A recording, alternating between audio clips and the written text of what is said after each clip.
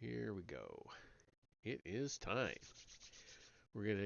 Getting into the final part of this book, part 8, the last 3 chapters, Fingerprints of the Gods, and this part is titled Conclusion, Where's the Body? And chapter 50 is titled Not a Needle in a Haystack. Here we go. When I was only a few months into this investigation, my research assistant sent me a 15-page letter explaining why he had decided to resign. At that stage, I hadn't yet begun to put the pieces of the puzzle together, and I was working more on hunches than on hard evidence. I was captivated by all the mysteries, anomalies, anachronisms, and puzzles, and wanted to learn as much about them as I could. My researcher, meanwhile, had been looking into the long, slow processes by which some known civilizations had come into global history. It transpired that, in his opinion, certain significant economic, climatic, topographical, and geographical preconditions had to be met before a civilization could evolve. Quote, so if you're looking for a hitherto undiscovered civilization of great originators who made it on their own, separate from any of the ones we already know, you are not looking for a needle in a haystack. You are looking for something more like a city in its hinterland. What you're looking for is a vast region which occupied a land area at least a couple of thousand miles across. This is a landmass as big as the Gulf of Mexico or twice the size of Madagascar. It would It would have had major mountain ranges, huge river systems, and a Mediterranean to subtropical climate which was buffered by its latitude from the adverse effects of short-term climatic cooling. It would have needed this relatively undisturbed climate to last for around 10,000 years.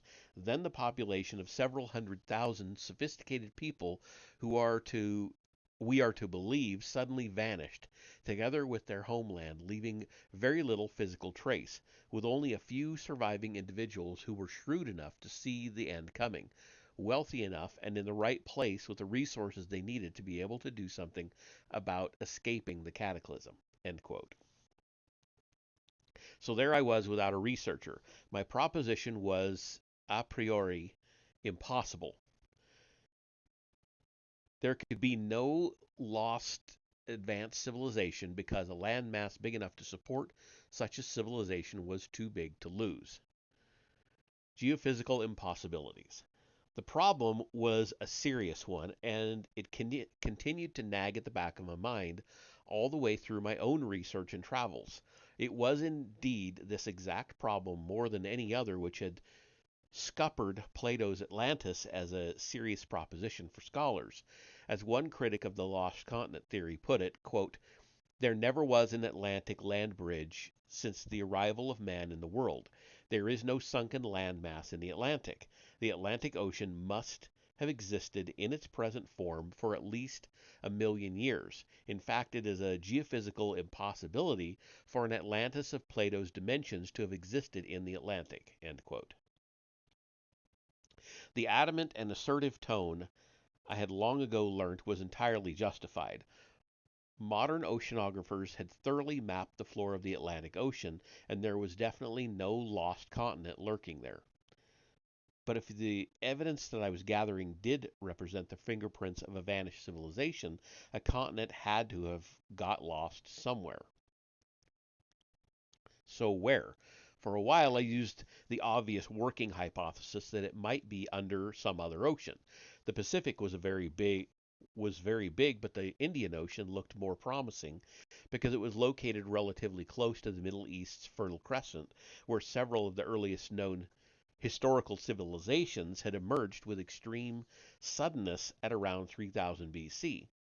It had times, it had plans to go. I try that a third time. I had plans to go chasing rumors of ancient pyramids in the Maldive, Maldive, Islands and along the Somali coast of East Africa to see if I could pick up any clues of a lost paradise of antiquity. I thought it might even work. I might even work in a trip to the Seychelles. I don't know where those are. The problem was the oceanographers again. The floor of the Indian Ocean, too, had been mapped, and it didn't conceal any lost continents. Ditto every other ocean and every other sea. There seemed to be nowhere now under water into which a landmass big enough to have nurtured a high civilization could have vanished. Yet, as my research continued, the evidence kept mounting that precisely such a civilization had once existed. I began to suspect that it must have been a maritime civilization, a nation of navigators.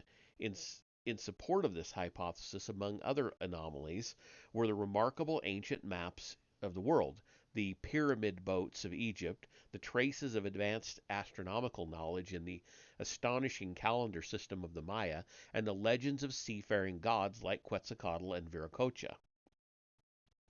A nation of navigators, then, and a nation of builders, too.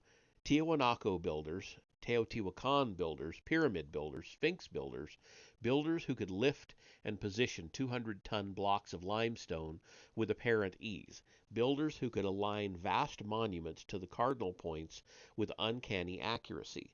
Whoever they were, these builders appeared to have left their characteristic fingerprints all over the world in the form of cyclopean polygonal masonry, site layouts involving astronomical alignments, mathematical and geodetic puzzles, and myths about gods in human form.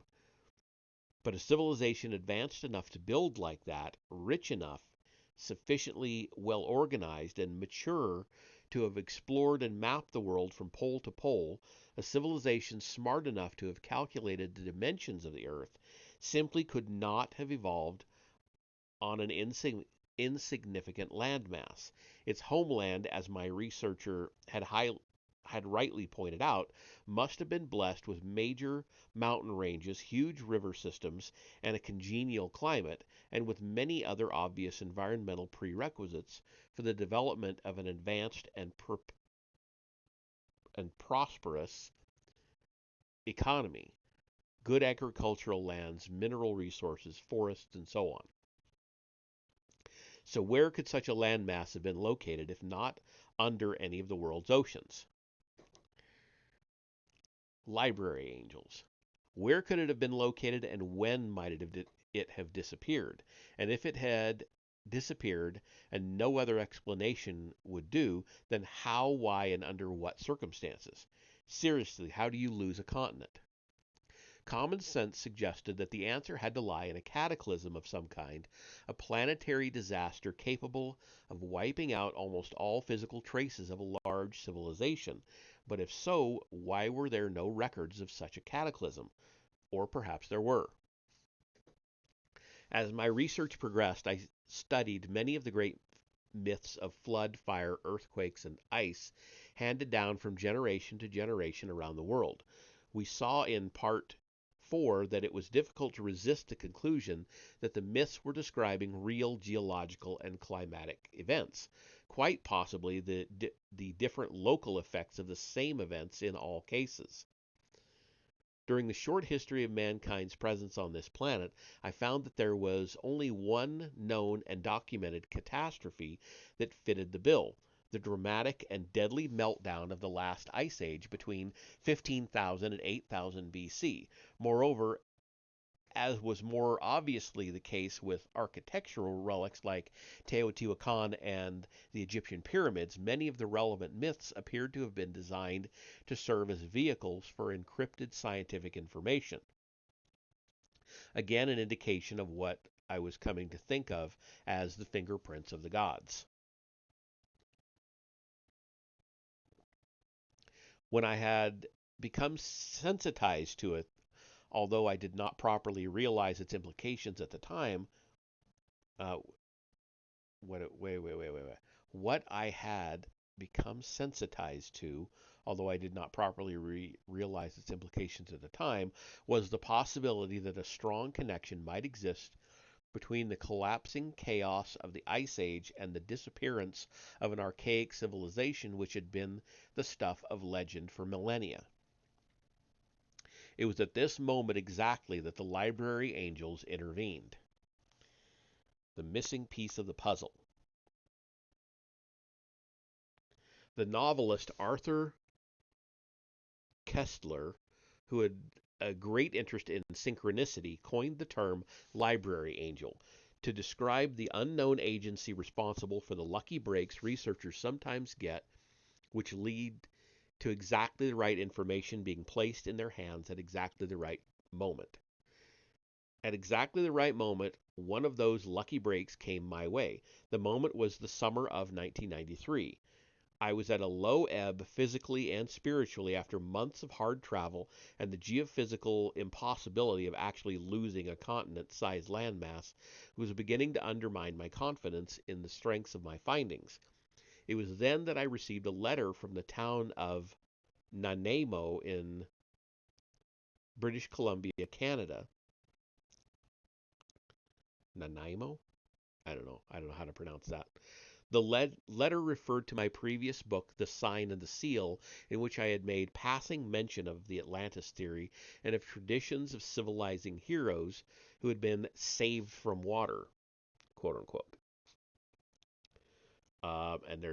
Here is the letter. 19 July 1993.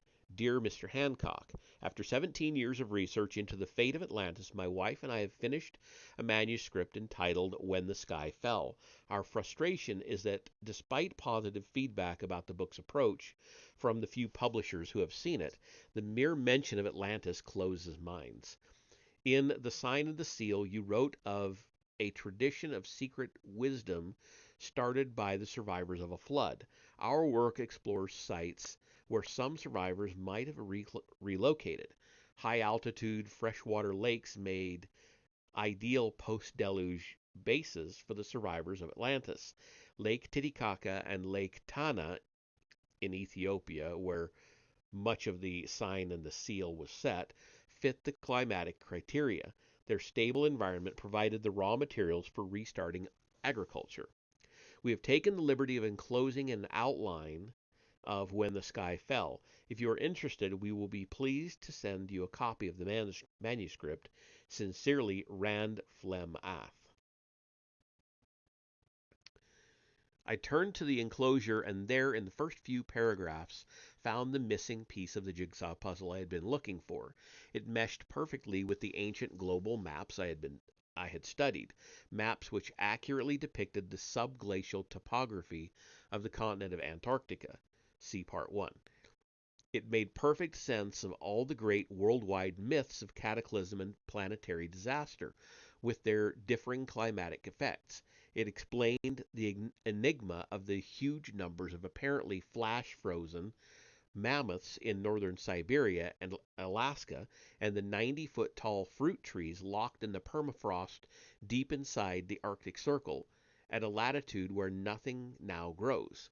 It provided a solution to the problem of the extreme suddenness with which the last ice age in the northern hemisphere melted down after 15,000 BC.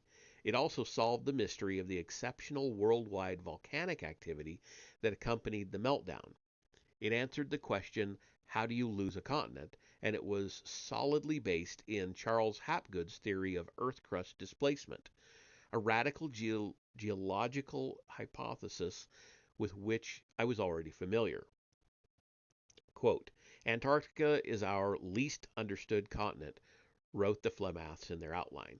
Most of us assume that this immense island has been icebound for millions of years, but new discoveries prove that parts of Antarctica were free of ice thousands of years ago.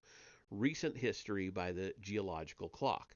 The theory of Earth crust displacement explains the mysterious surge and ebb of Antarctica's vast ice sheet. End quote. When the Canadian researchers were referring to, or what the Canadian researchers were referring to, was Hapgood's suggestion that until the end of the last ice age, say the 11th millennium BC, the landmass of Antarctica had been positioned some 2,000 miles further north, at a congenial and temperate latitude, and that it had been moved to its present position inside the Antarctic Circle as a result of a massive displacement of the Earth's crust. This displacement, the Flemaths continued, had, quote, also left other evidence of its deadly visit in a ring of death around the globe. All the continents that experienced rapid and massive extinctions of animal species, notably the Americas and Siberia, underwent a massive change in their latitudes. The consequences of a displacement are monumental. The Earth's crust ripples over its interior, and the world is shaken by incredible quakes and floods. The sky appears to fall as continents groan and shift position. Deep in the ocean, earthquakes generate massive tidal waves which crash against coastlines, flooding them. Some lands shift to warmer climes, while others, propelled into polar zones, suffer the direst of winters. Melting ice caps raise the ocean's level higher and higher. All living things must adapt, migrate, or die. If the horror of an Earth crust displacement were to be visited upon today's interdependent world, the progress of thousands of years of civilization would be torn away from our planet like a fine cobweb. Those who live near high mountains might escape the global tidal waves, but they would be forced to leave behind in the lowlands the slowly constructed fruits of civilization. Only among the merchant marine and navies of the world might some evidence of civilization remain. The rusting hulls of ships and submarines would eventually perish, but the valuable maps that are housed in them would be saved by survivors, perhaps for hundreds, even thousands of years, until once again mankind could use them to sail the world ocean in search of lost lands. End quote. As I read these words, I remembered Charles Hapgood's account of how the layer of the Earth that geologists call the lithosphere, the thin but rigid outer crust of the planet, could at times be displaced, moving in one piece over the soft inner body, such as the skin of an orange, if it were loose, might shift over the inner part of the orange all in one piece. Thus far, I felt I was on familiar ground, but then the Canadian researchers made two vital connections which I had missed. Um, and before he gets to that, he has a picture and a caption. Excuse me. The caption is Section Through the Earth. The crustal displacement theory envisages the possibility of periodic displacements of the entire crust in one piece. Often less than 30 miles thick, the crust rests on a lubricating layer known as the asthenosphere. And the picture is just a picture of the globe, actually, but I'll go ahead and show it anyway, because I show all pictures.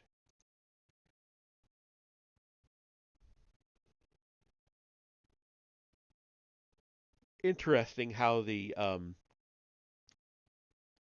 is showing if this circle is supposed to be the South Pole, how the actual land mass is offset from it.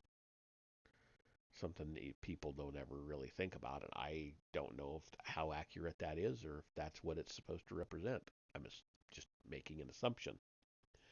Okay, gravitational influences. The first of these was the possibility that gravitational influences, as well as the variations in the Earth's orbital geometry discussed in Part 5, might, through the mechanism of the Earth's crust displacement, play a role in the onset and decline of ice ages.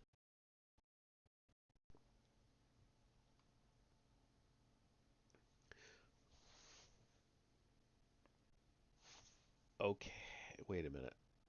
This looks like a very long. Oh, it is. It's a very long quote. Okay.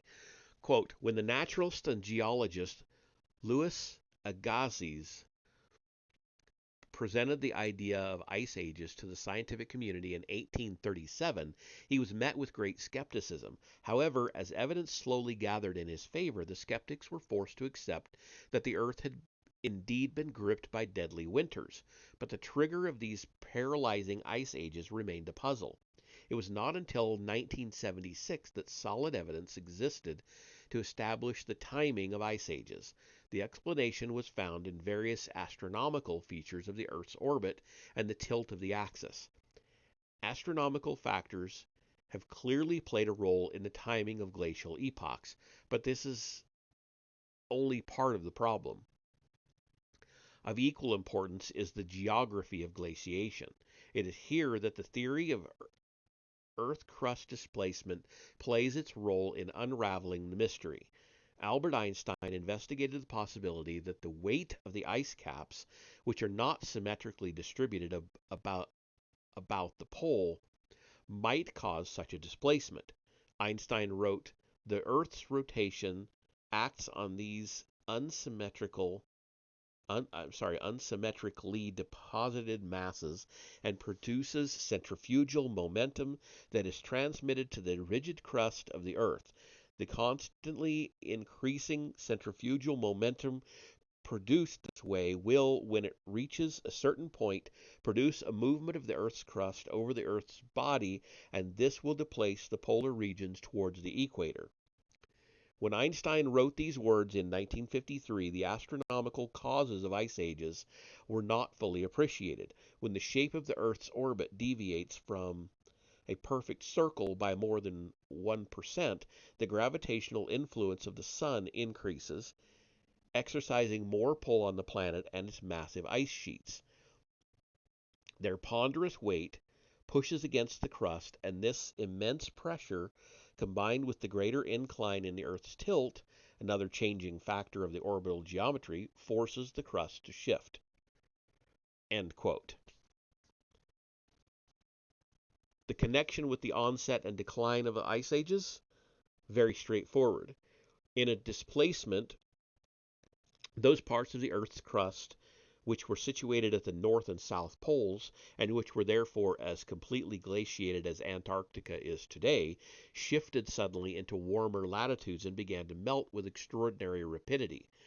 Conversely, land that has hitherto been located at warmer latitudes is shifted equally suddenly into the polar zones, suffers a devastating climate change, and begins to vanish under a rapidly expanding ice cap.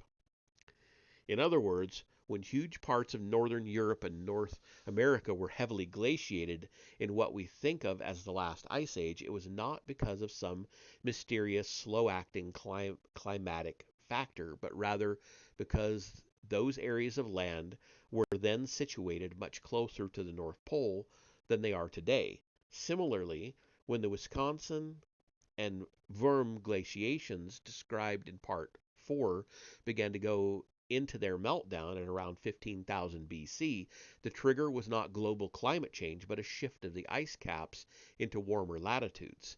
In other words, there is an ice age going on right now inside the Arctic Circle and in Antarctica. The lost continent. The second connection the Flemmaths made followed logically from the first. If there was such a recurrent cyclical geological phenomenon as Earth crust displacement, and if the last displacement had shifted the enormous landmass we call Antarctica out of temperate latitudes and into the Antarctic Circle, it was possible that the substantial remains of a lost civilization of remote antiquity might today be lying under 2 miles of ice at the South Pole. It was suddenly clear to me how a continent-sized landmass, which had been the home of a large and prosperous society for thousands of years, could indeed get lost almost without trace. As the Flemmaths concluded, quote, "It is to icy Antarctica that we look to find answers to the very roots of civilization, answers which may yet be preserved in the frozen depths of the forgotten island continent." End quote. I hauled out my researcher's resignation letter from the files and started to check off his preconditions for the emergence of an advanced civilization. He wanted, quote, major mountain ranges. He wanted, oh, okay, well, I'll just say them. instead of quoting each one. He wanted major mountain ranges, he wanted huge river systems, he wanted a vast region which occupied a land area at least a couple of thousand miles across.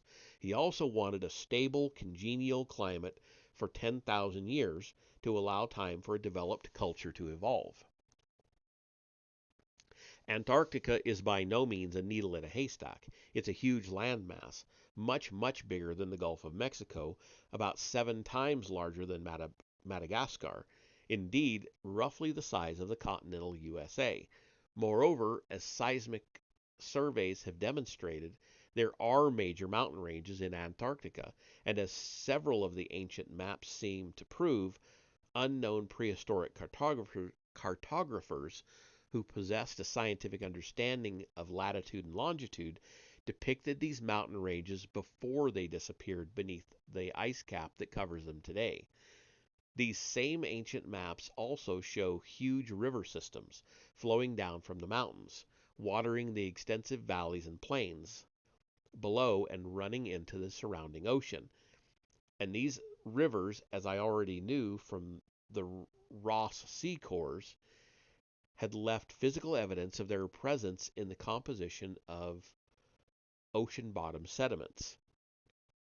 Last but not least, I noted that the Earth crust displacement theory did not conflict with the requirement for 10,000 years of stable climate. Prior to the supposed sudden shift of the crust, at around the end of the last ice age in the northern hemisphere, the climate of Antarctica would have been stable, perhaps for a great deal longer than 10,000 years.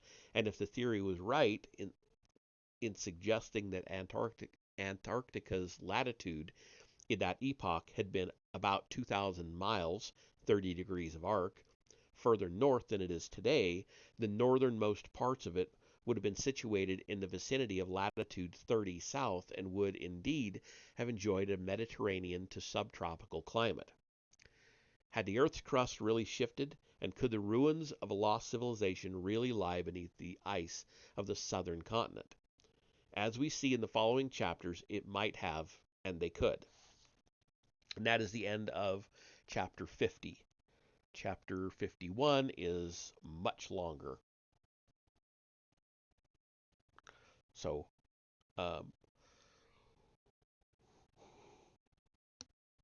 we'll see. I'm going to read it anyway, but I was just going ahead to see if there were any illustrations. And there's only one in all of the next chapter, and it's almost double the length of the one I just read. So, anyway, let's jump into it. Chapter 51, The Hammer and the Pendulum. Although beyond the scope of this book, a detailed exposition of the Earth crust displacement theory is to be found in the Rand and Rose Flem-Ath's When the Sky Fell, published by Stoddart, Canada, 1995. As noted, this geological theory was formulated by Professor Charles Hapgood and supported by Albert Einstein. In brief, what it suggests is a complete slippage of our planet's 30-mile thick lithosphere over its nearly 8,000-mile thick central core, forcing large parts of the western hemisphere southward towards the equator and thence towards the Antarctic Circle. This movement is not seen as taking place along a due north-south meridian, but on a swiveling course, pivoting, as it were, around the central plains of what is now the United States.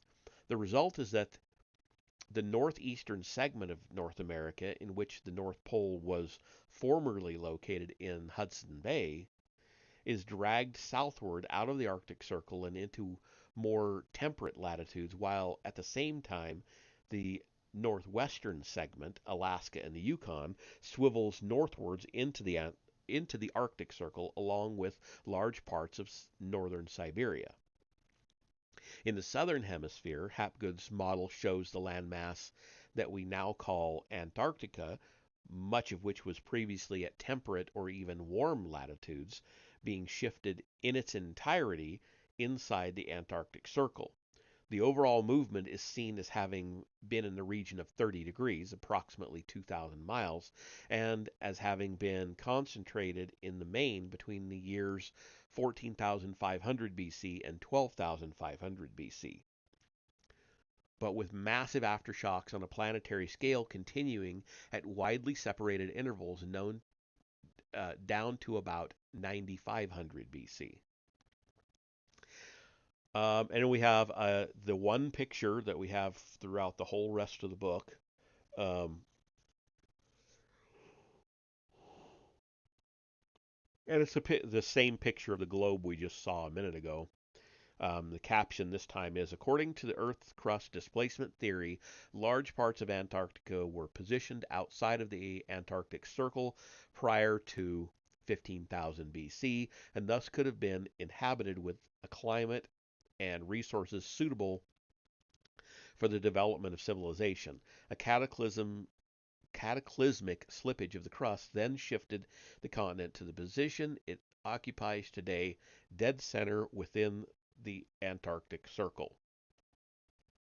So I'll go ahead and show that picture again just because it is the last one in the whole book.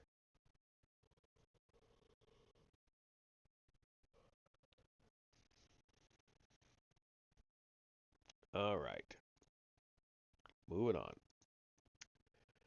Suppose that before the displacement of the Earth's crust, a great civilization had grown up in Antarctica when much of it was located at green and pleasant latitudes. If so, that civilization might easily have been destroyed by the effects of this displacement. The tidal waves, the hurricane force winds and electric storms, the volcanic eruptions as seismic faults split open all around the planet, the darkened skies, and the remorselessly expanding ice cap. Moreover, as the millennia passed, the ruins left behind, the cities, the monuments, the great libraries, and the engineering works of the destroyed civilization might have been even more deeply buried beneath the mantle of ice. Wouldn't that be amazing if they found a huge library in Antarctica? Anyway, uh, little wonder if the Earth's crust displacement theory is correct that all that can be found today scattered around the world are the tantalizing fingerprints of the gods. These would be the traces, the echoes of the works and deeds, the much misunderstood teachings, and the geometrical edifices left behind by the few survivors of Antarctica's former civilization who had made it across the turbulent oceans in great ships and settled themselves in faraway lands.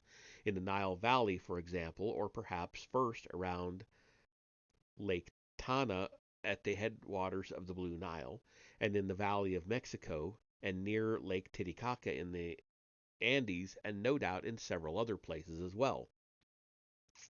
Here and there around the globe, in other words, the fingerprints of a lost civilization remain faintly visible. The body is out of sight, buried under 2 miles of Antarctic ice, and almost as inaccessible to archaeologists as if it were located on the dark side of the moon. Fact or fiction? Possibility or impossibility? Is it a geophysical possibility or a geophysical impossibility that Antarctica, the world's fifth largest continent, with a surface area of almost 6 million square miles, could A, previously have been located in a more temperate zone, and B, have been shifted out of that zone and into the Antarctic Circle within the last 20,000 years? Is Antarctica movable? A lifeless polar desert. Continental drift and/or plate tectonics are key terms used to describe an important geological theory that has become increasingly well understood by the general public since the 1950s. It is unnecessary to go into the basic mechanisms here, but most of us are aware that the continents in some way float around, relocate, and change position on the Earth's surface. Common sense confirms this. If you take a look at a map of the west coast of Africa and the east coast of South America, it's pretty obvious that these two land masses were once joined. The time scale according to which continental drift operates is, however, immense. Continents can typically be expected to float apart or together at a rate of no more than 2,000 miles every 200 million years or so. In other words, very, very slowly. Hey, Vesper! Good to see ya. Doing good. We're into the last couple chapters of this book. Plate tectonics and Charles Hapgood's Earth crust displacement theory are by no means mutually contradictory. Hapgood envisaged that both could occur, that the Earth's crust did indeed exhibit continental drift, as the geologists claimed, almost imperceptibly over hundreds of millions of years, but that it also occasionally experienced very rapid one-piece displacements, which had no effect on the relationships between individual land masses, but which thrust entire continents or parts of them into and out of the planet's two fixed polar zones, the perennially cold and icy regions surrounding the north and south poles of the axis of spin. Did you see the Hoover Institute had an event yesterday to honor Thomas Sowell's? No, I did not. I'll have to look for that. I will take a look. Anything that honors Thomas Sowell is worth looking at. Continental drift, Earth's crust displacement, both some other cause. I honestly don't know. Nevertheless, the simple facts about Antarctica are really strange and difficult to explain without invoking some notion of sudden, catastrophic, and geologically recent change. Before reviewing a few of these facts, let us remind ourselves that we are referring to a landmass today oriented by the curvature of the Earth so that the sun never rises on it during the 6 winter months and never sets during the 6 summer months, but rather, as viewed from the pole, remains low above the horizon, appearing to transcribe a circular path around the sky during each 24 hours of daylight. Antarctica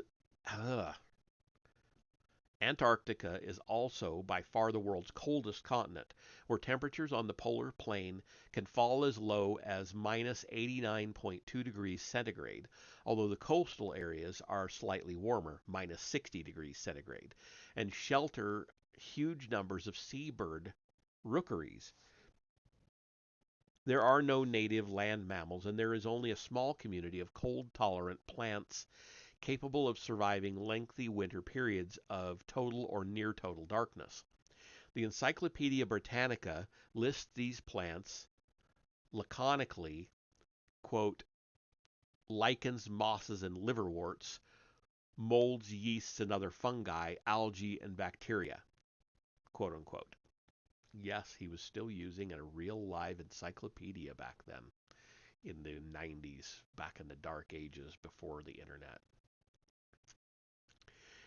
In other words, although magnificent to behold in the long drawn-out Antipodean dawn, Antarctica is a freezing, unforgiving, almost lifeless polar desert, as it has been throughout mankind's entire 5,000-year historical period. Was it always so? And then he has a series of exhibits. So, Exhibit 1, discover the World of Science magazine, February 1993, page 17. Quote, some 260 million years ago, during the Permian period, deciduous trees adapted to a warm climate grew in Antarctica. This is the conclusion paleobotanists are drawing from a stand of fossilized tree stumps discovered at an altitude of 7,000 feet on Mount Ashurnar in the Trans-Antarctic Mountains. The site is at 84 degrees 22 minutes south, some 500 miles north of the South Pole. The interesting thing about this find is that it It's really the only forest, living or fossil, that's been found at 80 or 85 degrees latitude, says Ohio State University paleobotanist Edith Taylor, who has studied the fossil trees. The first thing we paleobotanists do is look for something in the modern record that is comparable, and there are no forests growing at that latitude today. We can go to the tropics and find trees growing in a warm environment, but we can't find trees growing in a warm environment with the light regime these trees had: 24 hours of light in the summer and 24 hours of dark in the winter.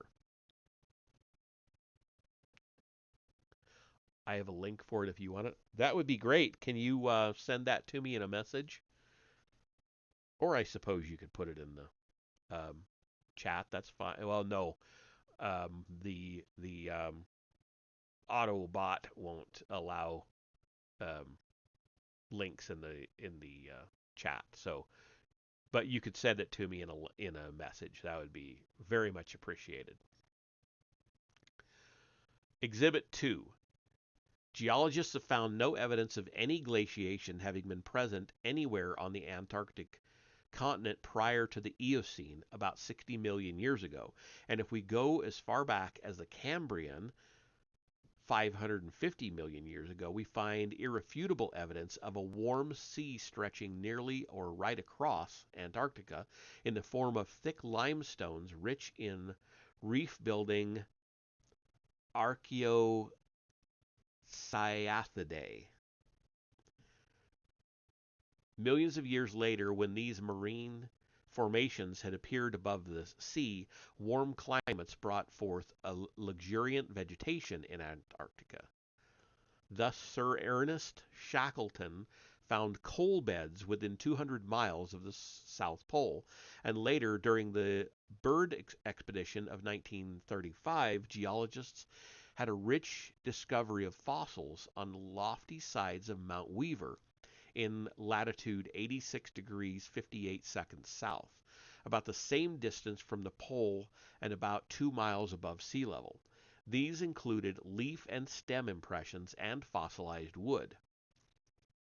In 1952, Dr. Lyman H. Doherty of the Carnegie Institution of Washington completed a study of these fossils, identified two species of a tree fern called Glossopteris, once common to the other southern continents, Africa, South America, Australia, and a giant fern tree of another species. Exhibit 3. Admiral Byrd's own comment on the significance of the Mount Weaver finds. Quote, here at the southernmost known mountain in the world, scarcely 200 miles from the South Pole, was found conclusive evidence that the climate of Antarctica was once temperate or even subtropical. End quote. Exhibit 4.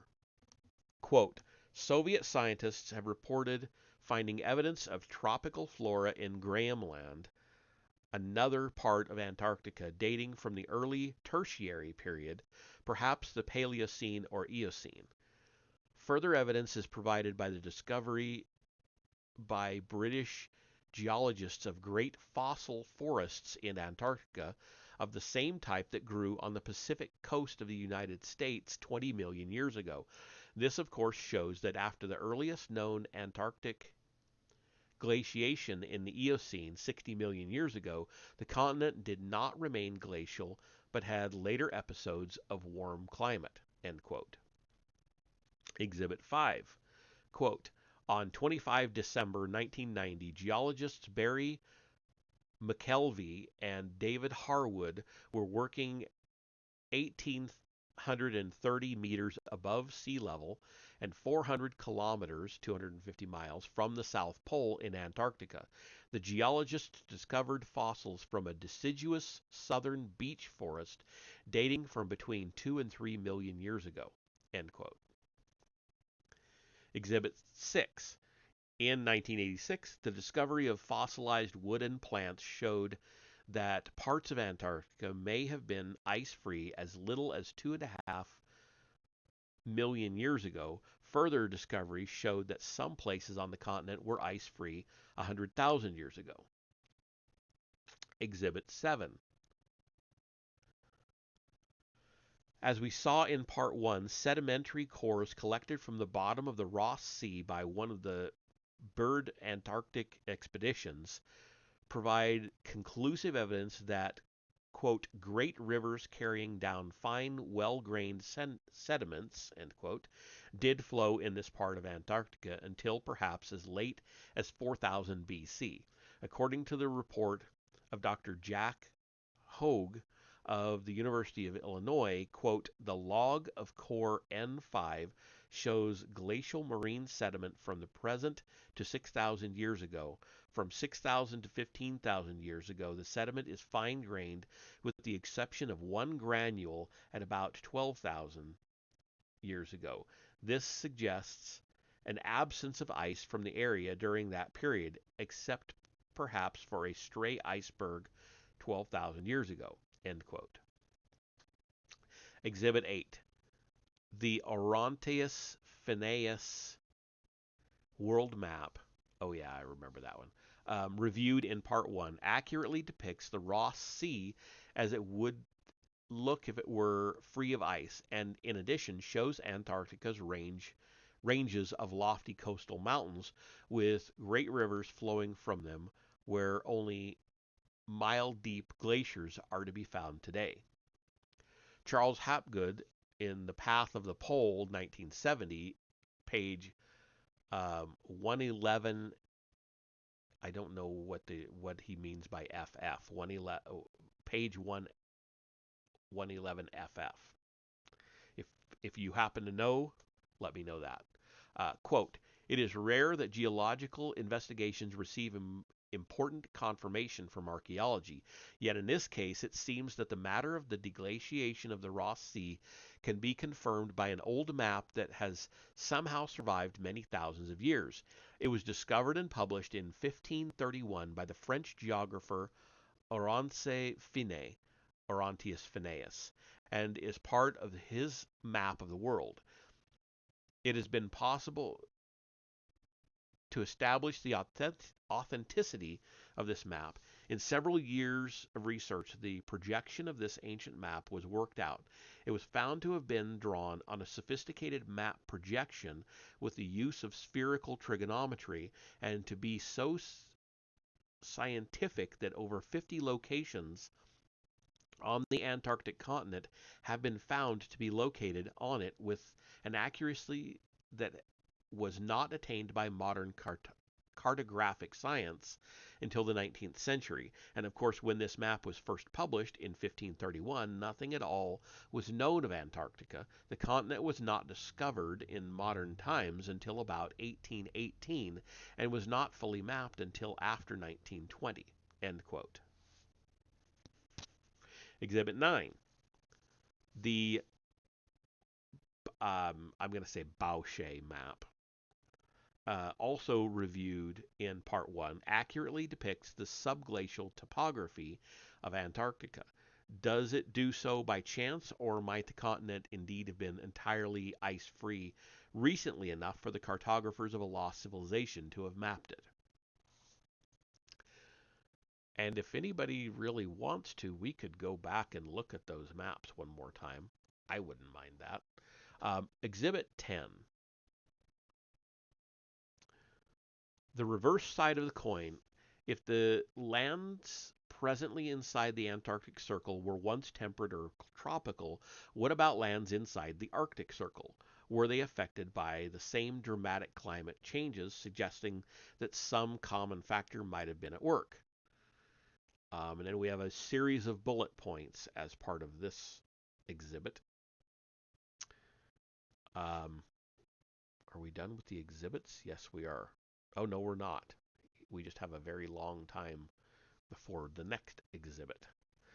So the first bullet point, quote, on the island of Spitsbergen, Svalbard, palm leaves 10 and 12 feet long have been fossilized, along with fossilized marine crustaceans of a type that could only inhabit tropical waters.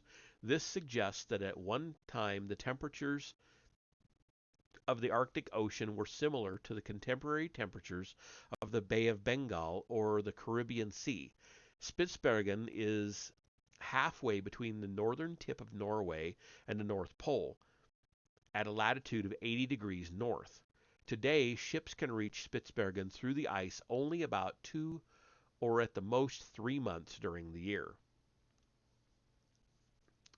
The next bullet, end quote, sorry, and the next bullet point, there is firm fossil evidence that stands of swamp cypress flourished within 500 miles of the North Pole in the Miocene between 20 million and 6 million years ago, and that water lilies flourished in Spitsbergen in the same period. Quote, the Miocene floras of Grinnell Land and Greenland and Spitsbergen all required temperate climatic conditions with plentiful moisture. The water lilies of Spitsbergen would have required flowing water for the greater part of the year. In connection with the flora of Spitsbergen, it should be realized that the island is in polar darkness for half the year. It lies on the Arctic Circle as far north of Labrador as Labrador is north of Bermuda. End quote. Next bullet. Some of the islands in the Arctic Ocean were never covered by ice during the last ice age. On Baffin Island, for example, 900 miles from the North Pole, alder and birch remains found in peat suggest a much warmer climate than today, less than 30,000 years ago. These conditions prevailed until 17,000 years ago.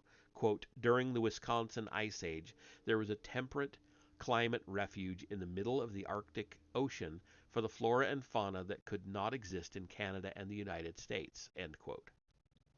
Next bullet.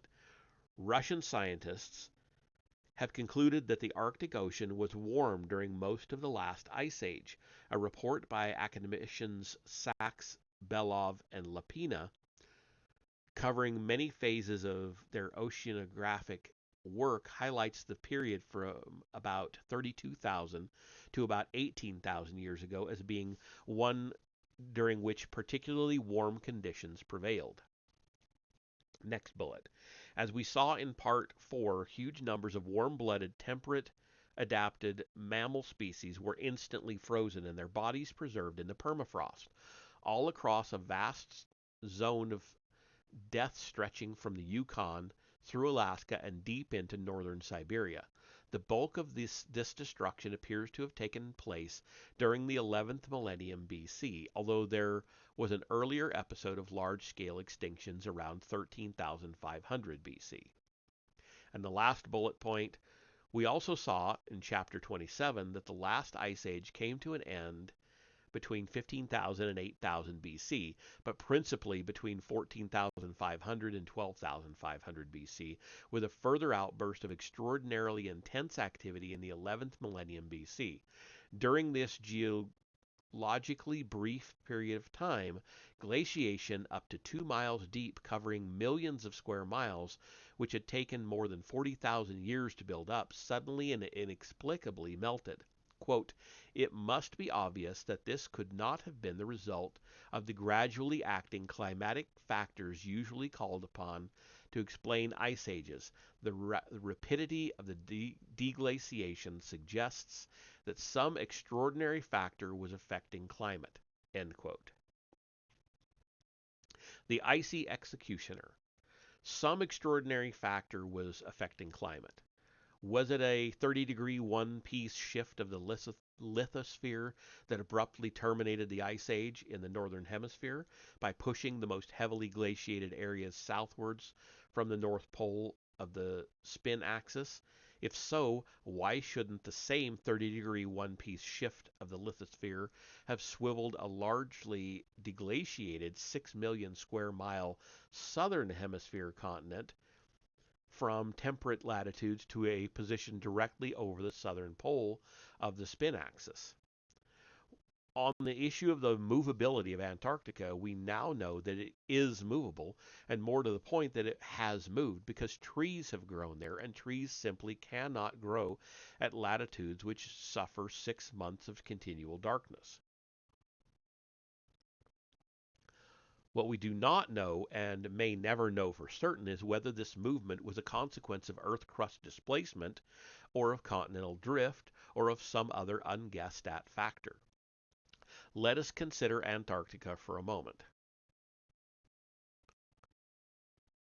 We have already seen that it is big. It has a land area of 5.5 million square miles and is presently covered by something in excess of 7 million cubic miles of ice, weighing an estimated 19 quadrillion tons, 19 followed by 15 zeros.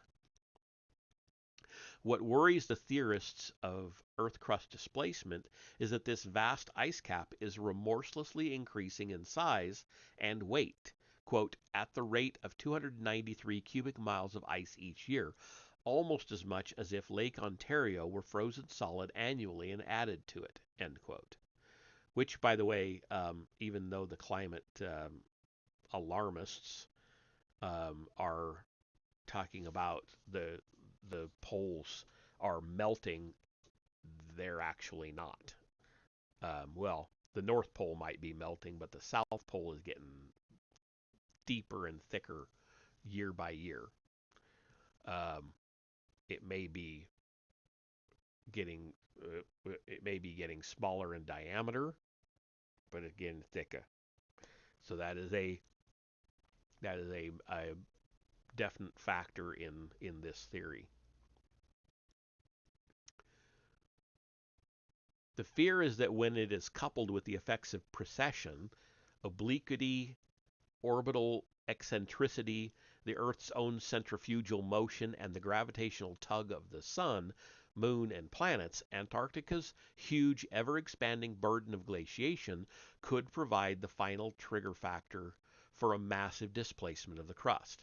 Quote, the growing South Pole ice cap, wrote Hugh Auchincloss Brown, I don't know, somewhat colorfully in 1967, has become a stealthy, silent, and relentless force of nature. A result of the energy created by its eccentric rotation, the ice cap is the creeping peril, the deadly menace, and the executioner of our civilization. End quote. But this executioner did this executioner cause the end of the last ice age in the northern hemisphere by setting in motion a 7,000-year shift of the crust between 15,000 and 8,000 BC, a shift that was perhaps at its most rapid and would have had its most devastating effects between 14,500 and 10,000 BC? Or were the sudden and dramatic climate changes experienced in the northern hemisphere during this period the result of some other catastrophic agency simultaneously capable of melting millions of cubic miles of ice and of sparking off the worldwide increase in volcanism that accompanied the meltdown? And there is a current theory on that. If he doesn't mention it, I will. Modern geologists are opposed to catastrophes, or rather to catastrophism, preferring to follow the uniformitarian doctrine, quote, that existing processes acting as at present are sufficient to account for all geological changes, end quote. Catastrophism, on the other hand, holds that, quote, changes in the Earth's crust have generally been effected suddenly by physical forces, end quote. Is it possible, however, that the mechanism responsible for the traumatic Earth changes which took place at the end of the last ice age could have been a geological event, both catastrophic and uniform? The great biologist Sir Thomas Huxley remarked in the 19th century, quote, to my mind, there appears to be no sort of theoretical antagonism between catastrophism and uniformitarianism. On the contrary, it is very conceivable that catastrophes may be part and parcel of uniformity. Let me illustrate my case by analogy. The working of a clock is a model of uniform action. Good timekeeping means uniformity of action, but the striking of a clock is essentially a catastrophe. The hammer might be made to blow up a barrel of gunpowder or turn on a deluge of water, and by proper arrangement, the clock, instead of marking the hours, might strike at all sorts of irregular intervals. never twice alike in the force or number of its blows. Nevertheless, all these irregular and apparently lawless catastrophes could be the result of an absolutely uniformitarian action, and we might have two schools of clock theorists, one studying the hammer and the other the pendulum. End quote. Could continental drift be the pendulum? Could Earth crust displacement be the hammer? Okay, since he didn't mention it, and I don't think he would have known about it in the mid 90s when he wrote this, there is a current theory that there was a comet impact um, on one of the pole on the uh, northern ice shelf, and that caused massive instant, well, not instant, but massive melting, and that's why we have some of the geological features we have in North America. Um, does that go along with the crust shift theory? Don't know.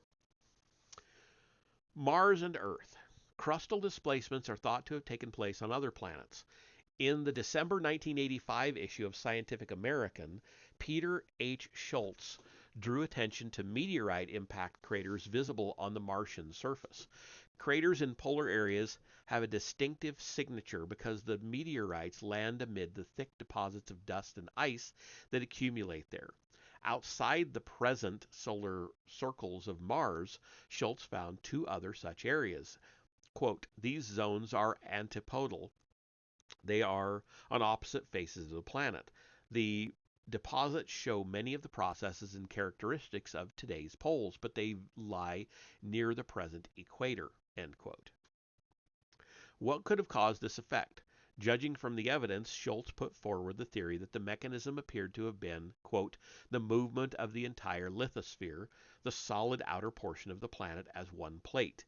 This movement seems to have taken place in rapid spurts, followed by long pauses. End quote. If crustal displacement can happen on Mars, why not on Earth? And if they don't happen on Earth, how do we account for the otherwise awkward fact that not a single one of the ice caps built up around the world during previous ice ages seems to have occurred at or even near either of the present poles? On the contrary, land areas bearing the marks of former glaciation are very widely distributed. If we cannot assume crustal shifts, we must find some other way to explain why the ice caps appear to have reached sea level within the tropics on three continents, Asia, Africa, and Australia. Charles Hapgood's solution on to this problem is simple.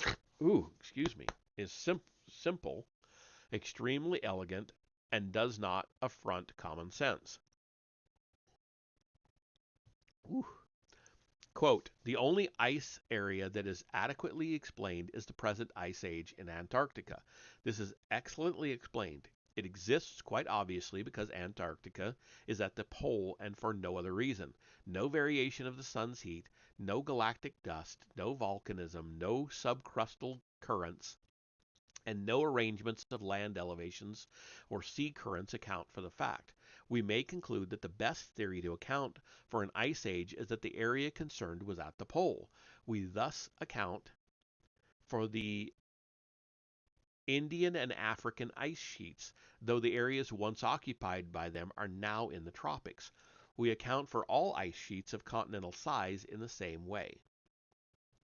End quote. The logic is close to inescapable. Either we accept that the Antarctic ice cap is the first continent-sized ice sheet ever to have been situated at a pole, which seems improbable, or we are obliged to suppose that Earth crust displacement or a similar mechanism must have been at work. I sent you the link. One is an interview, the other has all kinds of other stuff. Okay, cool. Thank you. Memories of the Memories of the Polar Dawn. Our ancestors may have preserved in their most ancient traditions memories of displacement. We saw some of these memories in Part 4, cataclysm myths that appear to be eyewitness accounts of the series of geological disasters which accompanied the end of the last ice age in the northern hemisphere. There are other myths too which may have come down to us from the epoch between 15,000 and 10,000 BC. Among these are several which speak of lands of the gods and of former paradises, all of which are described as being in the south. For example, the Tanateru of the Egyptians, and many of which seem to have experienced polar conditions. Quote, the great Indian oh, sorry, the quote hasn't started yet. The great Indian epic Mahabharata speaks of Mount Meru, the land of the gods. Quote, at Meru, the sun and moon go round from left to right every day, and so do all the stars. The mountain, by its lustre, so overcomes the darkness of night that the night can hardly be distinguished from the day. The day and night are together equal to a year to the residents of the place. End quote. Similarly, as the reader will recall from chapter 25, Ariana Veyo, the mythical paradise, the former homeland of the Avestic Aryans of Iran, seems to have been rendered uninhabitable by the sudden onset of glaciation. In later years, it was spoken of as a place in which, quote, the stars, the moon, and the sun are only once a year seen to rise and set, and a year seems only as a day, end quote. In the Surya Siddhanta, an ancient Indian text, we read, quote, the gods behold the sun after it has once risen for half a year, end quote. The seventh mandala of the Rig Veda contains a number of dawn hymns.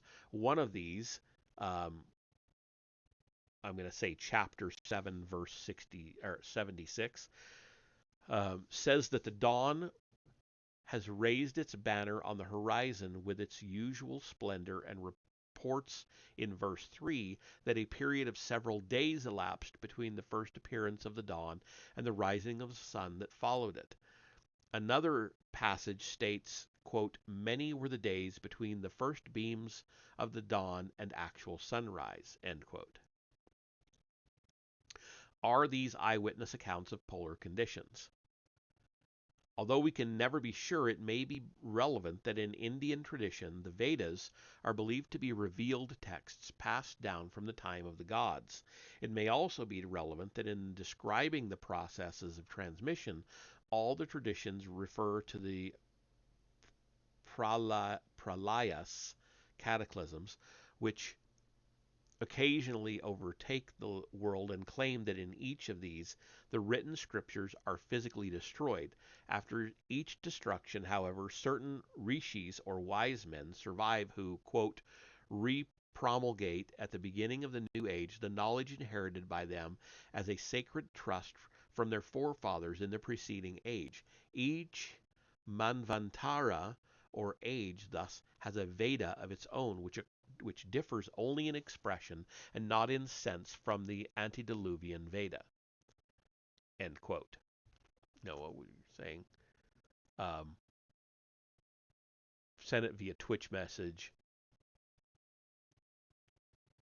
I thought I was on your Discord, but maybe, I don't know. I'll look. If I'm not, I'll take care of that. Okay, an epoch of turmoil and darkness. As every schoolboy geographer understands, true north, the North Pole, is not quite the same thing as magnetic north, the direction compass needles point. Indeed, the magnetic North Pole is presently situated in northern Canada, about 11 degrees from the true North Pole. Recent advances in the study of paleomagnetism have proved that the Earth's magnetic polarity has reversed itself more than 170 times during the past 80 million years. What causes these field reversals? While he was teaching at the University of Cambridge, the geologist S.K. Runcorn published an article in Scientific American which made a pertinent point. Quote, there seems no doubt that the Earth's magnetic field is tied up in some way to the rotation of the planet, and this leads to a remarkable finding about the Earth's rotation itself. The unavoidable conclusion is that the Earth's axis of rotation has changed also. In other words, the planet has rolled about, changing the location of the geographical poles. End quote.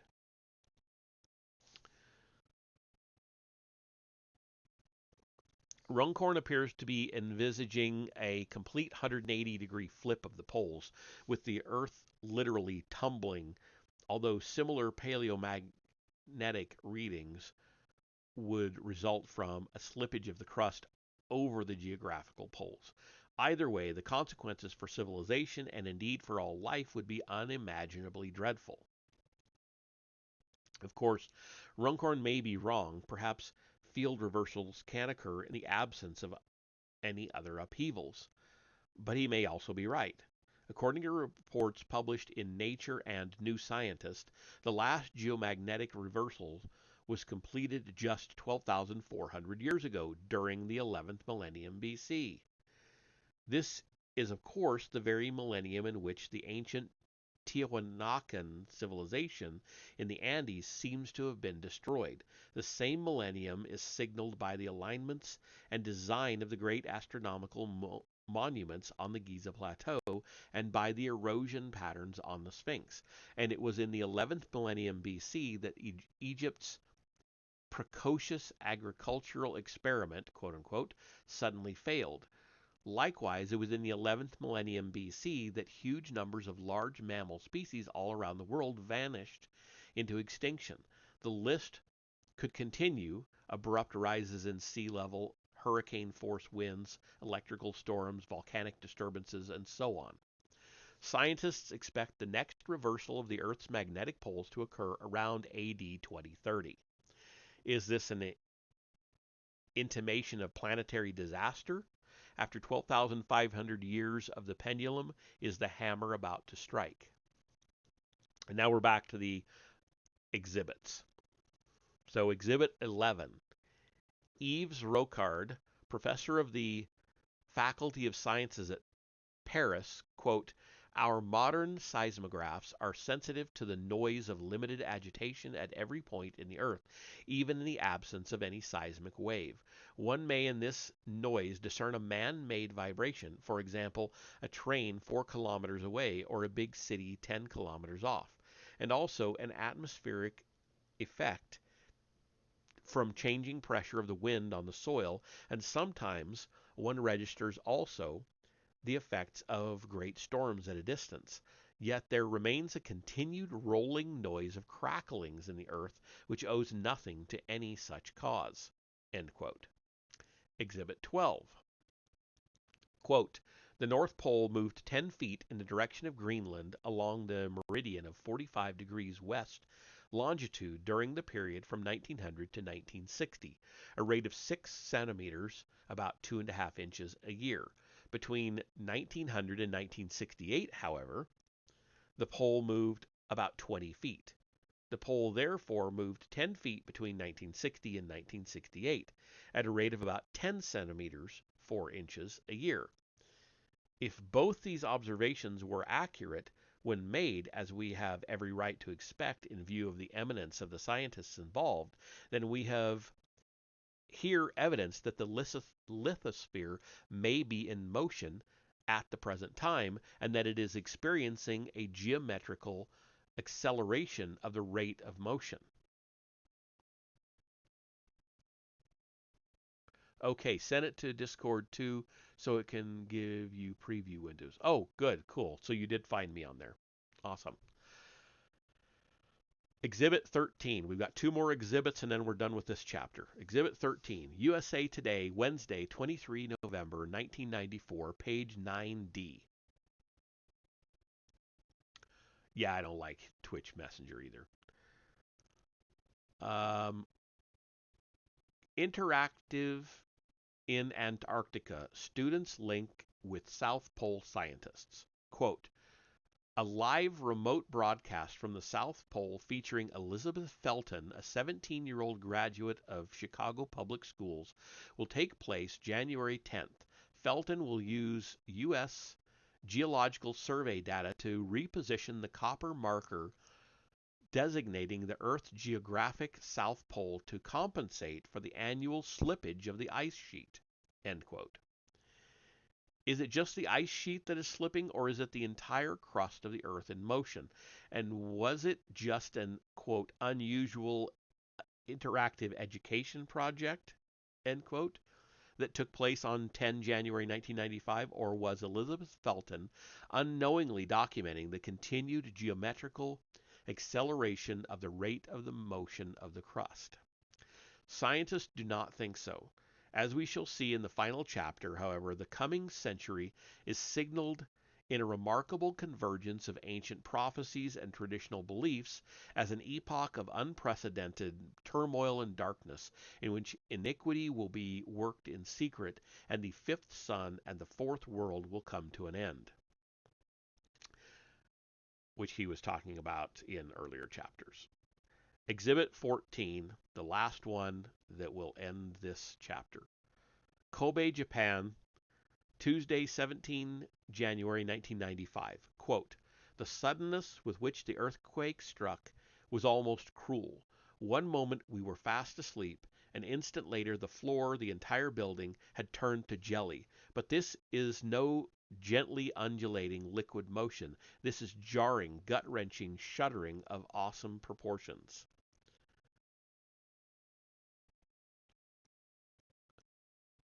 You are in bed, the safest place in the world. Your bed is on the floor, what you used to think of as solid ground. And with no warning, the world has turned into a sickening roller coaster ride, and you want to get off. Possibly the most frightening part is the sound. This is not the dull rumble of thunder. This is a deafening, roaring sound coming from everywhere and nowhere, and it sounds like the end of the world. End quote. Eyewitness report on the Kobe earthquake by Dennis Kessler, Guardian, London, 18 January 1995. The tremor lasted 20 seconds, registering 7.2 on the Richter scale, and killed more than 5,000 people. More than 5,000 people. And that is the end of chapter 51. That leaves us with an even longer chapter, 52, but that is the end of the book. So, I am going to down the rest of this water and go get another glass before I start into this chapter. Hydrate. Hydrate.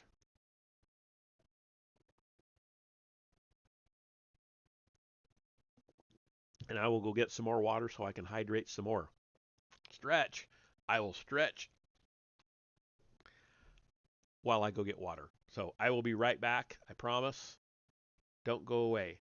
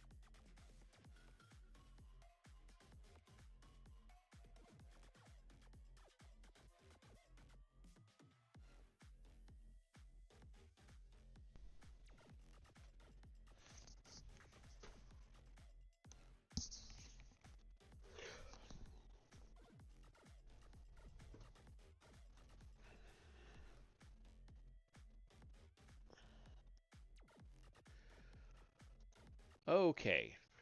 Don't mind me. I'm going to do a couple of squats here. That seems to really help my knees quite a bit.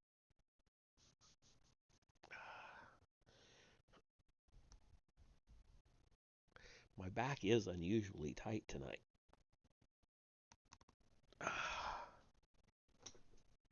Okay. Here we go. Chapter 52.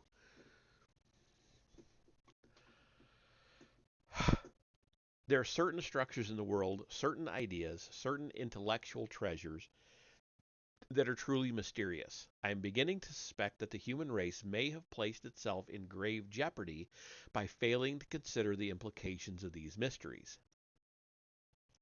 We have the ability, unique in the animal kingdom, to learn from the experiences of our predecessors. After Hiroshima and Nagasaki, for example, two generations have grown to adulthood in awareness of the horrific destruction that nuclear weapons unleash. Our children will be aware of this too, without experiencing it directly, and they will pass it on to their children. Theoretically, therefore, the knowledge of what atom bombs do has become part of the permanent historical legacy of mankind. Whether we choose to benefit from that legacy or not is up to us. Nevertheless, the knowledge is there, should we wish to use it, because it has been preserved and transmitted in written records, in film archives, in allegorical paintings, in war memorials, and so on. Not all testimony from the past is accorded the same stature as the records of Hiroshima and Nagasaki. On the contrary, like the canonical Bible, the body of knowledge that we call history is an edited cultural artifact from which much has been left out. In particular, references to human experiences prior to the invention of writing around 5,000 years ago have been omitted in their entirety, and myth has become a synonym for delusion. Suppose it's not delusion. Suppose that it, and actually, just as an aside, that is something that's always really bugged me. So we are supposed to believe that for even hundreds of years, if not, forget about thousands, even for hundreds of years, some stories and lessons were passed down orally before they were finally written down, and we're and that's absolute gospel truth, literally gospel. I'm talking about the Bible, of course. And yet, something like, you know, the Epic of Gilgamesh, which may be part just fanciful story, but it's dismissed completely, 100%, because it's not in the Bible. It was written down long before any of those stories were. Anyway, I could go on all night about how much that pisses me off that everything is completely ignored if it isn't in that particular set of books. Anyway, suppose that a tremendous cataclysm were to overtake the earth today, obliterating the achievements of our civilization and wiping out almost all of us. Suppose, to paraphrase Plato, that we were forced by this cataclysm, quote, to begin again like children in complete ignorance of what had happened in earlier times, end quote. Under such circumstances, 10 or 12,000 years from now, with all written records and film archives long since destroyed, what testimony might our descendants still preserve concerning the events at the Japanese cities of Hiroshima and Nagasaki in August 1945 of the Christian era? It is easy to imagine how they might speak in mystical terms of explosions that gave off a terrible glare of light and immense heat. Nor would we be too surprised to find that they might have formulated a mythical account, something like this. And this is hypothetical, but I'm going to say quote anyway. The flames of the Brahmastra charged missiles mingled with each other, and surrounded by fiery arrows, they covered the earth, heaven and space between, and increased the conflagration like the fire and the sun at the end of the world. All beings who were scorched by the Brahmastras and saw the terrible fire of their missiles felt that it was the fire of Pralaya, the cataclysm, that burns down the world. End quote. And that is not That is not a hypothetical quote. I know where that comes from. What were you saying? My thing is, all those stories sound very similar, but they seem to share common themes of the human condition. Yeah, they do. And they are very similar. Is that because they borrowed from each other? Is it because they had similar experiences that could only be expressed in, you know, similar ways? Who knows? And what of the Enola Gay, which carried the Hiroshima bomb? How might our descendants remember that strange aircraft and the squadrons of others like it that swarmed through the skies of planet Earth during the 20th century of the Christian era? Isn't it possible, probable even, that they might preserve traditions of celestial cars and heavenly chariots and spacious flying machines, and even of aerial cities? If they did, would they perhaps speak of such wonders in mystical terms, a little like these? And he has some bullet points here. O you Uparakaravasu, the spacious aerial flying machine will come to you, and you alone of all the mortals seated on that vehicle will look like a deity. The next one is Visvakarma, the architect among the gods, built aerial vehicles for the gods. The next bullet is, O you descendant of the Kurus, that wicked fellow came on that all-traversing automatic flying vehicle known as Sabhapura and perched me with, perched, and pierced me with weapons. And then the next one, there are two more. He entered into the favorite divine palace of Indra and saw thousands of flying vehicles intended for the gods lying at rest.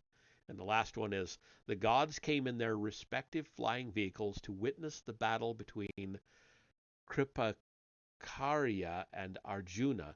Even Indra, the Lord of Heaven, came with a special type of flying vehicle which could accommodate 33 divine beings.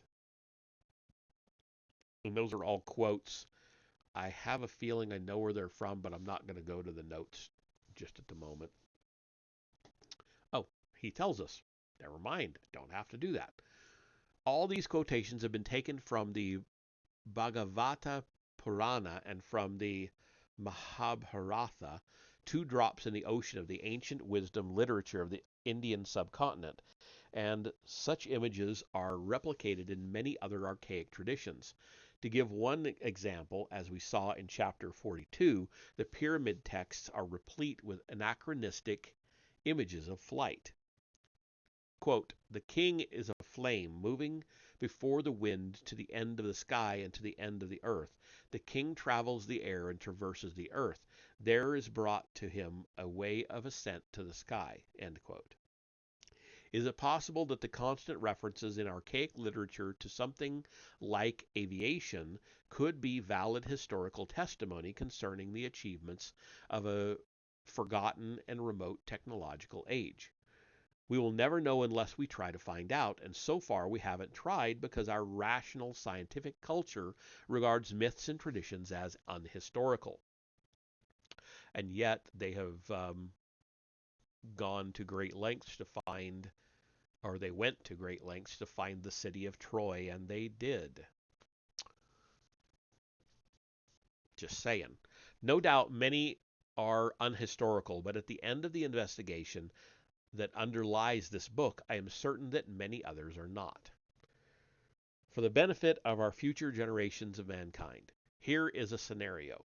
Suppose that we had calculated on the basis of sound evidence and beyond any shadow of a doubt, that our civilization was soon to be obliterated by a titanic geological cataclysm, a 30-degree displacement of the Earth's crust, for example, or a head-on collision with a 10-mile wide nickel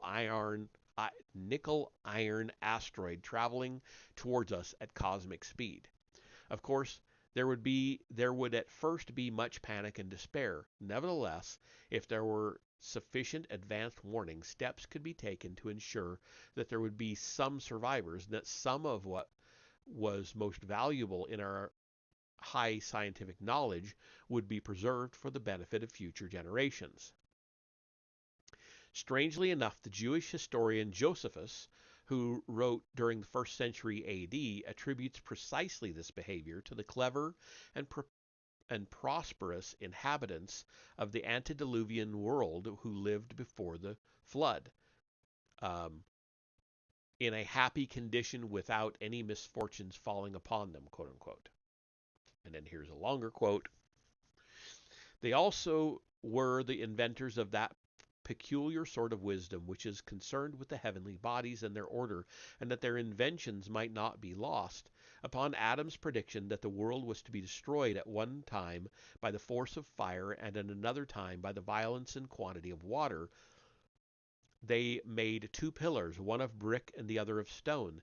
They inscribed their discoveries upon them both, that in case the pillar of brick should be destroyed by the flood, the pillar of stone might remain and exhibit these discoveries to mankind, and also inform them that there was another pillar of brick erected by them.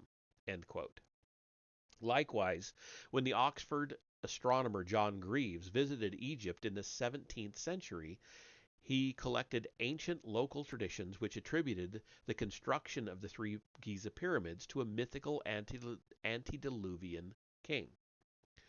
Quote, the occasion of this was because he saw in his sleep that the whole earth was turned over, with the inhabitants of it lying upon their faces, and the stars falling down and striking one another with terrible noise. And he awaked with great fear and assembled the chief priests of all the provinces of Egypt. He related the whole matter to them, and they took the altitude of the stars and made their prognostication, and they foretold of a deluge. The king said, will it come to our country? They answered, yes, and will destroy it. And there remained a certain number of years to come, and he commanded in the mean space to build the pyramids, and he engraved in these pyramids all things that were told by wise men, as also all profound sciences, the science of astrology, and of arithmetic, and of geometry, and of physic. All this may be interpreted by him that knows their characters and language. End quote. Taken at face value, the message of both these myths seems crystal clear. Certain mysterious structures scattered around the world were built to preserve and transmit the knowledge of an advanced civilization of remote antiquity, which was destroyed by a terrifying upheaval. Could this be so? And what are we to make of other strange traditions that have come to us from the dark vault of prehistory? What are we to make, for example, of the Popol Vuh, which speaks in veiled language about a great secret of the human past, a long-forgotten golden age when everything was possible, a magical time of scientific progress and enlightenment, when the first men, quote unquote, who were endowed with intelligence, not only measured the round face of the earth, but examined the 4 points of the arch of the sky, quote unquote. As the reader will recall, the gods became jealous at the rapid progress made by these upstart humans who had, quote, succeeded in seeing, succeeded in knowing all that there is in the world, end quote. Divine retribution quickly followed. Quote, the heart of heaven blew mist into their eyes. In this way all the wisdom and all the knowledge of the first men, together with their memory of their origin and their beginning, were destroyed, end quote.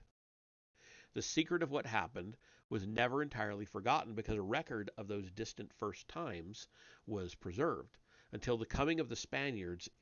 In the sacred texts of the original Popol Vuh, the abuses of the conquest made it necessary for their primordial document to be concealed from all but the most highly initiated sages, and replaced with a watered-down substitute written, quote, under the law of Christianity, end quote.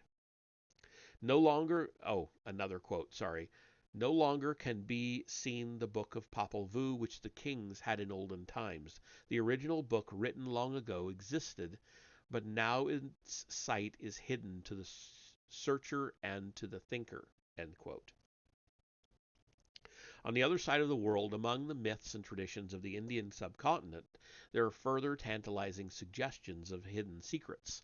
In the Puranic version of the universal flood story, shortly before the deluge was unleashed, the fish god Vishnu warned his human protege that he should conceal the sacred scriptures in a safe place to preserve the knowledge of the antediluvian races from destruction.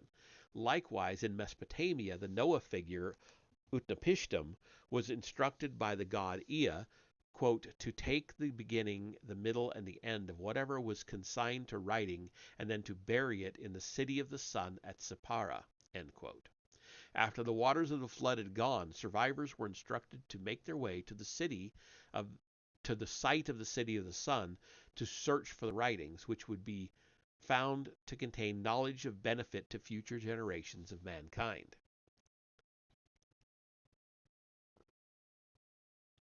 Strangely enough, it was the city of the sun in Egypt, Inu, known by the Greeks as Heliopolis, which was regarded throughout the dynastic period as the source and center of the high wisdom handed down to mortal men from the fabled first time of the gods. It was at Heliopolis that the pyramid texts were collated, and it was the Heliopolitan priesthood, or rather the Heliopolitan cult, that had custody of the monuments of the Giza necropolis.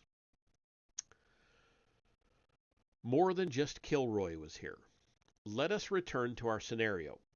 And we have a numbered list here of 4 numbers. 1. We know that our late 20th century post-industrial civilization is about to be destroyed by an inescapable cosmic or geological cataclysm. 2.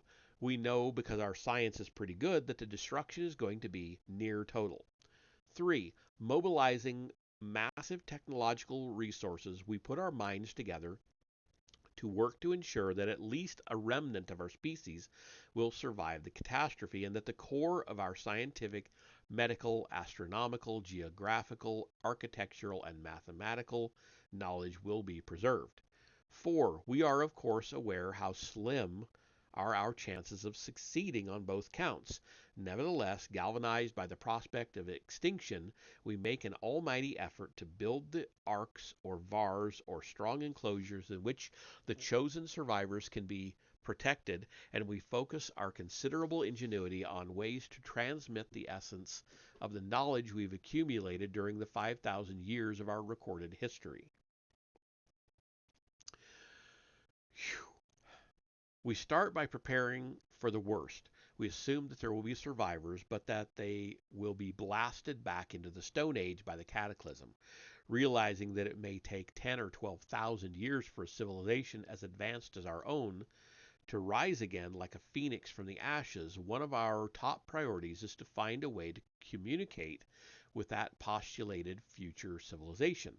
At the least, we would want to say to them, Kilroy was here, and to be sure they got the message, no matter what language they spoke or what ethical, religious, ideological, metaphysical, or philosophical leanings their society might exhibit.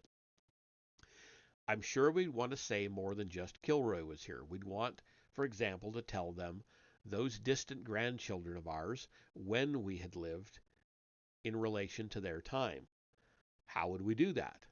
How would we express, say, AD 2012 of the Christian era in a language universal enough to be worked out and understood 12,000 years hence by a civilization that would know nothing of the Christian or of any of the other eras by which we express chronology?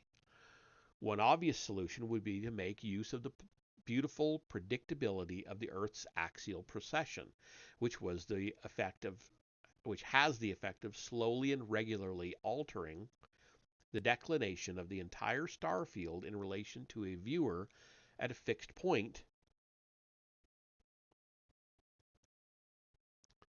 and which equally slowly and regularly revolves the equinoctial point in relation to the 12 zodiacal constellations. From the predictability of this motion, it follows that if we could find a way to declare we lived when the vernal equinox was in the constellation of Pisces, we would provide a means of specifying our epoch to within a single 2160-year period in every grand processional cycle of 25,920 years. The only drawback in this scheme would become evident if a civilization equivalent to our own failed to arise within 12,000 or even 20,000 years of the cataclysm, but took much longer, perhaps as much as 30,000 years. In that case, a monument or calendrical device declaring we lived when the vernal equinox was in the constellation of Pisces would no longer be unambiguous. If discovered by a high culture flourishing at the very beginning of the future age of Sagittarius, for example, it would be read as meaning we lived 4,320 years before your time. That is, 2 full processional months prior to the Sagittarian age, the 2160-year months of Aquarius and Capricorn. But it would also mean it could also mean we lived 30,240 years before your time. That is, that it is those 2 months plus the full previous processional cycle of 25,920 years. The Sagittarian archaeologists would not only have to use their wits to work out the meaning of the message, i.e., we lived when the vernal equinox was in Pisces, but would need to decide from other clues which age of Pisces we had lived in, the most recent or the one in the previous processional cycle, or perhaps even the cycle before that. Geology would naturally be of assistance in making such broad judgments. Hydrate. The civilizers. If we could find a way of saying we lived in the age of Pisces and could specify the altitude above the horizon of certain identifiable stars in our own epoch, say the prominent belt stars of the Orion constellation, we would be able to signal our dates to future generations with greater precision. Alternatively, we could do as the builders of the Giza pyramids appear to have done and lay out our monuments in a pattern on the ground reflecting exactly the pattern of the stars in the sky in our time. There would be several other options and combinations of options open to us, depending on our circumstances, on the level of technology available to us, on the extent of the early warning we were given, and on which chronological facts we wanted to transmit. Excuse me. Suppose, for example, that there was not time to make proper preparations prior to the catastrophe. Suppose that the disaster, like the day of the Lord in 2 Peter 3, crept up on us unseen as a thief in the night, quote unquote. What prospects might humanity be faced with? Whether as a result of an asteroid strike or an Earth crust displacement or some other cosmic or geological cause, let us assume 1, another numbered list here, 1, massive devastation all around the world. 2, the survival of only relatively small numbers of people, the majority of whom rapidly revert to barbarism. 3, the presence among this remnant of a minority of well-organized visionaries, including master builders, scientists, engineers, cartographers, mathematicians, medical doctors, and the like, who dedicate themselves to salvaging what they can and finding ways to transmit the knowledge in the future for the benefit of those who might eventually understand it. Let us call these hypothetical visionaries the civilizers, as they banded together at first to survive, later to teach and to share ideas. They might take on something of the manner and belief systems of a religious cult, developing a clear sense of mission and of shared identity. No doubt they would make use of powerful and easily recognizable symbols to strengthen and express this sense of common purpose. The men might wear distinctive beards, for example, or shave their heads, and certain archetypal imagery, like the cross and the serpent and the dog, might be used to link the members of the cult together as they set out on their civilizing missions to relight the lamps of knowledge around the world. I suspect if the situation were bad enough after the cataclysm that many of the civilizers would fail or meet with only limited success. But let us suppose that one small group had the skill and dedication sufficient to create a lasting and stable beachhead, perhaps in a region which had suffered relatively little damage in the disaster. Then let us suppose that some other unexpected disaster were to occur, an aftershock or series of aftershocks from the original catastrophe, perhaps, and the beachhead was almost totally annihilated. What might happen next? What might be salvaged from this wreckage of a wisdom cult which had itself been salvaged from a greater wreck?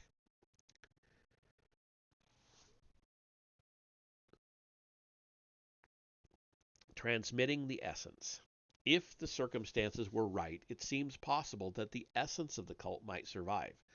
Carried forward by a nucleus of determined men and women, I suspect, too, with the proper motivation and indoctrination techniques, plus a means of recruiting new members from among the half-savage local inhabitants, that such a cult might perpetuate itself almost indefinitely. This could happen, however, only if its members, like the Jews awaiting the Messiah, were prepared to bide their time for thousands and thousands of years until they felt confident that the moment had come to declare themselves.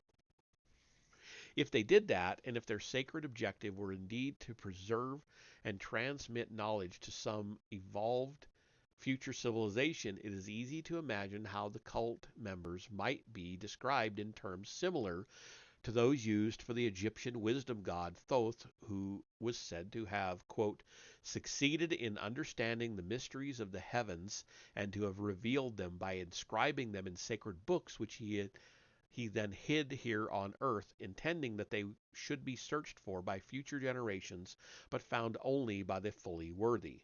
End quote. What might the mysterious books of Thoth have been? Is it necessary to suppose that all the information they were purported to contain should have been transmitted in book form? Is it not worth wondering, for example, whether Professors de Santillana and Van Deschend might have earned their place among the fully worthy when they decoded the advanced scientific language embedded in the great universal myths of procession? In so doing, is it not possible that they might have stumbled upon one of the metaphorical books of Thoth, or Thoth, or Toth, however you want to pronounce that, and read the ancient science inscribed upon its pages? Likewise, what about Poznański's discoveries at Tiwanaku and Hapgood's maps? What about the new understanding that is dawning concerning the geological antiquity of the Sphinx at Giza? What about the questions raised by the gigantic blocks used in the construction of the valley and mortuary temples? What about the secrets now being teased one by one from the astronomical alignments and dimensions and concealed chambers of the pyramids? If these two are readings from the metaphorical books of Thoth, it would seem that the numbers of the fully worthy are increasing and that new and even more startling revelations may soon be at hand. I think right around the time this book was being published was when they actually discovered Göbekli Tepe. So interesting that he said that. Revelations may soon be at hand. To return briefly and for the last time to our evolving scenario, another numbered list.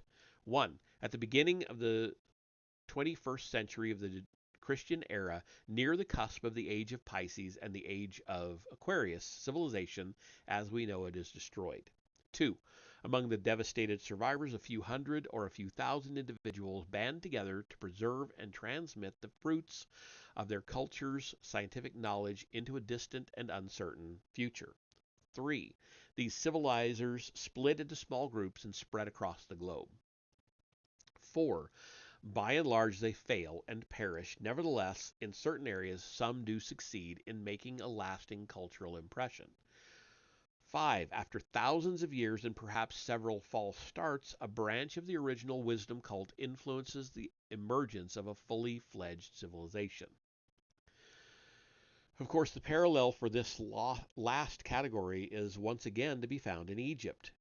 I would seriously propose as a hypothesis for further testing that a scientific wisdom cult made up of the survivors of a great lost maritime civilization could perhaps have established itself in the Nile Valley as early as the 14th millennium BC.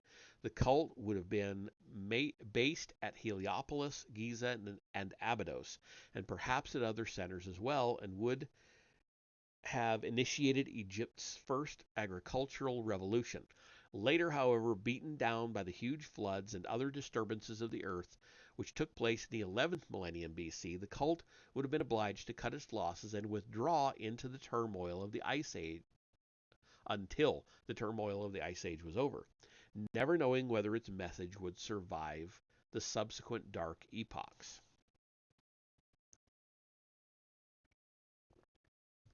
Under such circumstances, the hypothesis suggests that a huge and ambitious building project would have been one way cult members could preserve and transmit scientific information into the future independently of their physical survival.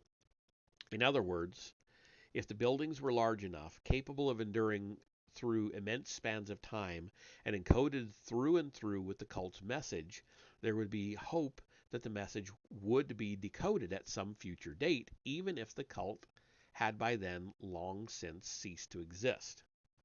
The hypothesis proposes that this is what the enigmatic structures on the Giza Plateau are all about. 1. That the Great Sphinx is indeed, as we have argued in previous chapters, an equinoctial marker for the age of Leo, indicating a date in our own chronology of between 10,970 BC and 8,810 BC. 2.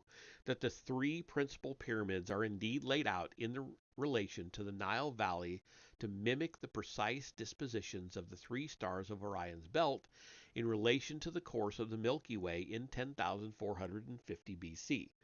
This is a pretty effective means of specifying the epoch of the 11th millennium BC by using the phenomenon of precession, which has been rightly described as the only true clock of our planet. Confusingly, however, we also know that the Great Pyramid incorporates star shafts locked in to Orion's belt and Sirius at around 2450 BC. The hypothesis resolves the anomaly of the missing years by supposing the star shaft to be merely the later work of the same long-lived cult that originally laid out the Giza ground plan in 10,450 BC. Naturally, the hypothesis also suggests that it was the same cult towards the end of those 8,000 missing years that provided the initiating spark for the sudden and fully formed emergence of the literate historical civilization of dynastic Egypt. What remains to be guessed at are the motives of the pyramid builders, who were presumably the same people as the mysterious cartographers who mapped the globe at the end of the last ice age in the northern hemisphere. If so, we might also ask why these highly civilized and technically accomplished architects and navigators were obsessed with charting the gradual glaciation of the enigmatic southern continent of Antarctica from the 14th millennium BC, when Hapgood calculates that the source map referred to by Philippe Boucher was drawn up, down to about the end of the 5th millennium BC. Could they have been making a permanent cartographical record of the slow obliteration of their homeland? And could their overwhelming desire to transmit a message to the future through a variety of different media, myths, maps, buildings, calendar systems, mathematical harmonies, have been connected to the cataclysms of Earth changes that caused this loss? An urgent mission. The possession of a conscious, articulated history is one of the faculties that distinguishes human beings from animals. Unlike rats, say, or sheep, or cows, or pheasants, we have a past which is separate from ourselves. We therefore have the opportunity, as I have said, to learn from the experiences of our predecessors. Is it because we are perverse or misguided or simply stupid that we refuse to recognize those experiences unless they have come down to us in the form of bona fide historical records? And is it arrogance or ignorance which leads us to draw an arbitrary line separating history from prehistory at about 5,000 years before the present, defining the records of history as valid testimony and the records of prehistory as primitive delusions. That's arrogance and stupidity.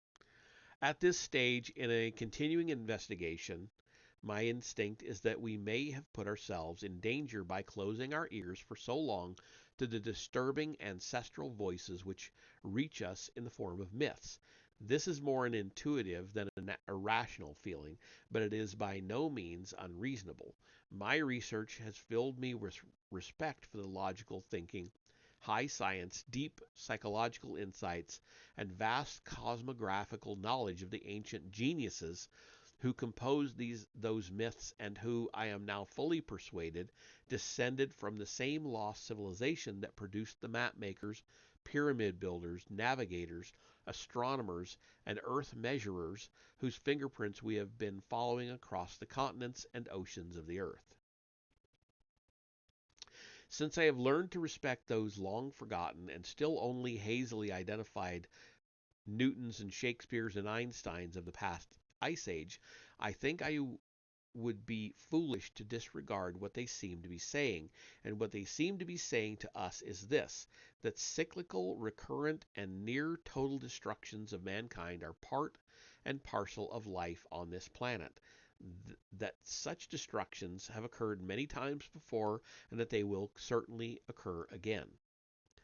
What, after all, is the remarkable calendrical system of the Maya if it is not a medium for transmitting exactly this message? What, if not vehicles for the same sort of bad news, are the traditions of the four previous suns, or sometimes of the three previous worlds, passed down in the Americas since time immemorial? By the same token, what might be the function of the great myths of precession, which speak not just of previous cataclysms, but of cataclysms to come, and which, through the metaphor of the cosmic mill, link those earthly disasters to disturbances in the heavens? Last but by no means least, what burning motive impelled the pyramid builders to erect with such care the powerful and mysterious edifices on the Giza Plateau?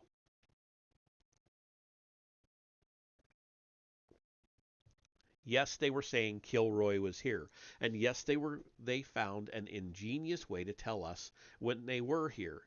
Of these things, I have no doubt. I'm also impressed by the enormous lengths they went to provide us with convincing proof that theirs was a serious and scientifically advanced civilization, and I am even more impressed by the sense of urgency of a vitally important mission that seems to have enlightened all their works and deeds. I go on intuition again, not on evidence.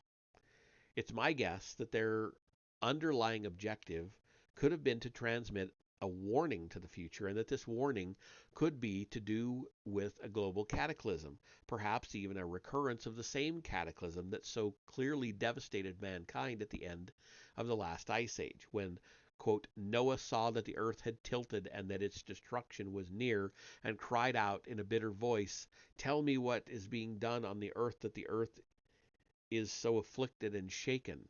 End quote. These words are from the Hebrew book of Enoch, but similar afflictions and shakings have been foretold in all the Central American traditions that speak of the demise of the present epoch of the world, an epoch, as the reader will recall, in which, quote, the elders say that there will be a movement of the earth, and from this we shall all perish, end quote.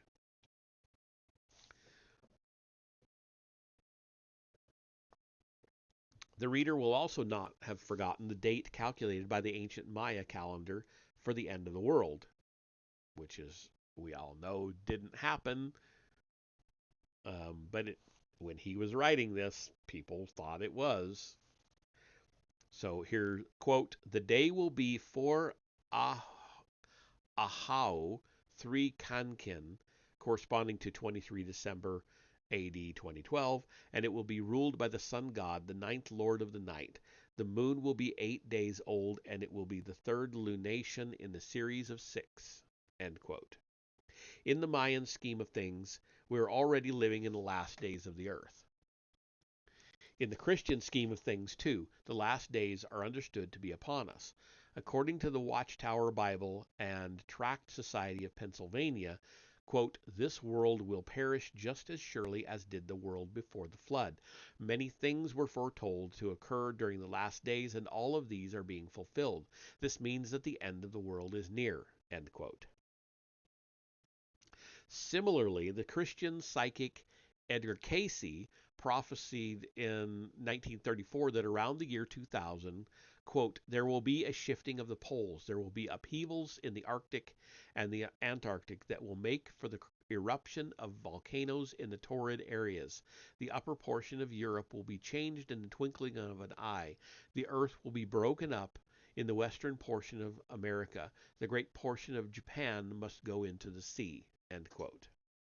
Curiously, the epoch of the year 2000, which figures in these Christian prophecies, also coincides with the last time or highest point in the great upward cycle of the belt stars of the Orion constellation, just as the epoch of the 11th millennium BC coincided with the first time or lowest point of that cycle. And curiously also, we saw in chapter 28, quote, "A conjunction of 5 planets that can be expected to have profound gravitational effects will take place on 5 May in the year 2000 when Neptune, Uranus, Venus, Mercury, and Mars will align with the Earth on the other side of the planet, setting up a sort of cosmic tug of war." End quote.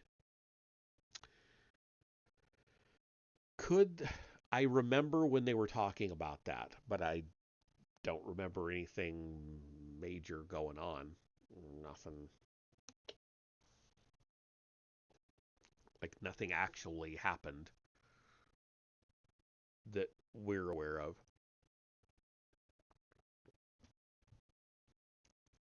Could the recondite influences of gravity, when combined with our planet's precessional wobble, the torsional effects of its axial rotation, and the rapidly growing mass and weight of the Antarctic ice cap, be enough to spark off a full-scale crustal displacement? We may never know, or may what we may never know one way or another unless it happens. Meanwhile, I do not think the Egyptian scribe Manetho was being less than literal when he spoke of a harsh and deadly cosmic power at work in the universe. Just as irony is likely to be attracted and led after the lodestone, but often turns away and is repelled in the opposite direction, so the salutary, good, and rational movement of the world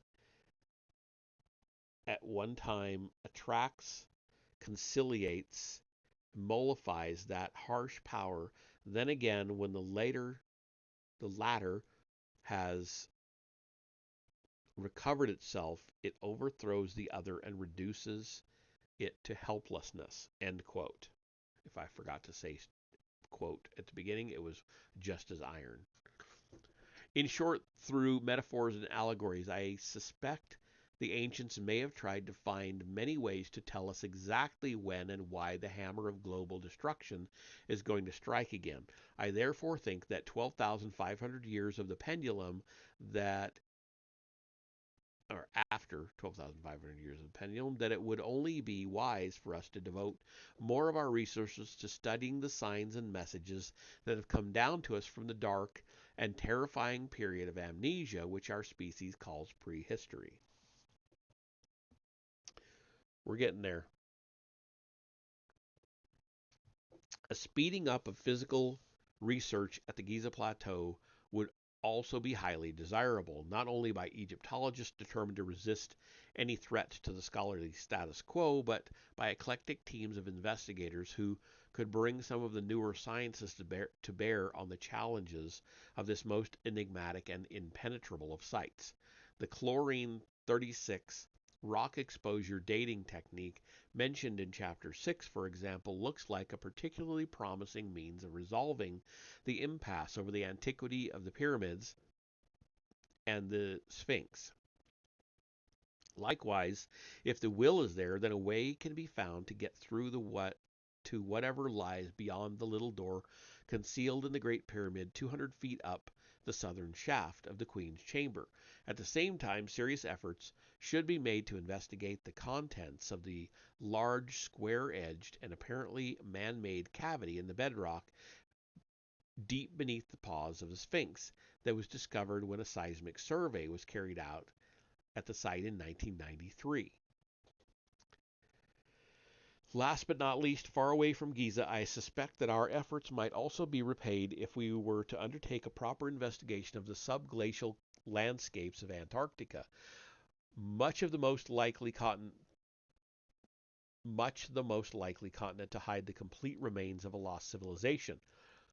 If we could establish what destroyed that civilization, then we might be in a better position to save ourselves from a similar cataclysmic fate. In making these later suggestions, I am, of course, fully aware that there are many who will be scornful and will assert the uniformitarian view that all things will continue as they have done since the beginning of creation. But I am also aware that such scoffers in the last days are those who, for one reason or another, are deaf to the testimony of our forgotten ancestors. As we've seen, this testimony appears to be trying to tell us that a hideous calamity has indeed descended upon mankind from time to time, that on each occasion has afflicted as suddenly, without warning, and without mercy, like a thief in the night, and that it will certainly recur at some point in the future, obliging us, unless we are well prepared, to begin again like orphaned children, in complete ignorance of our true heritage.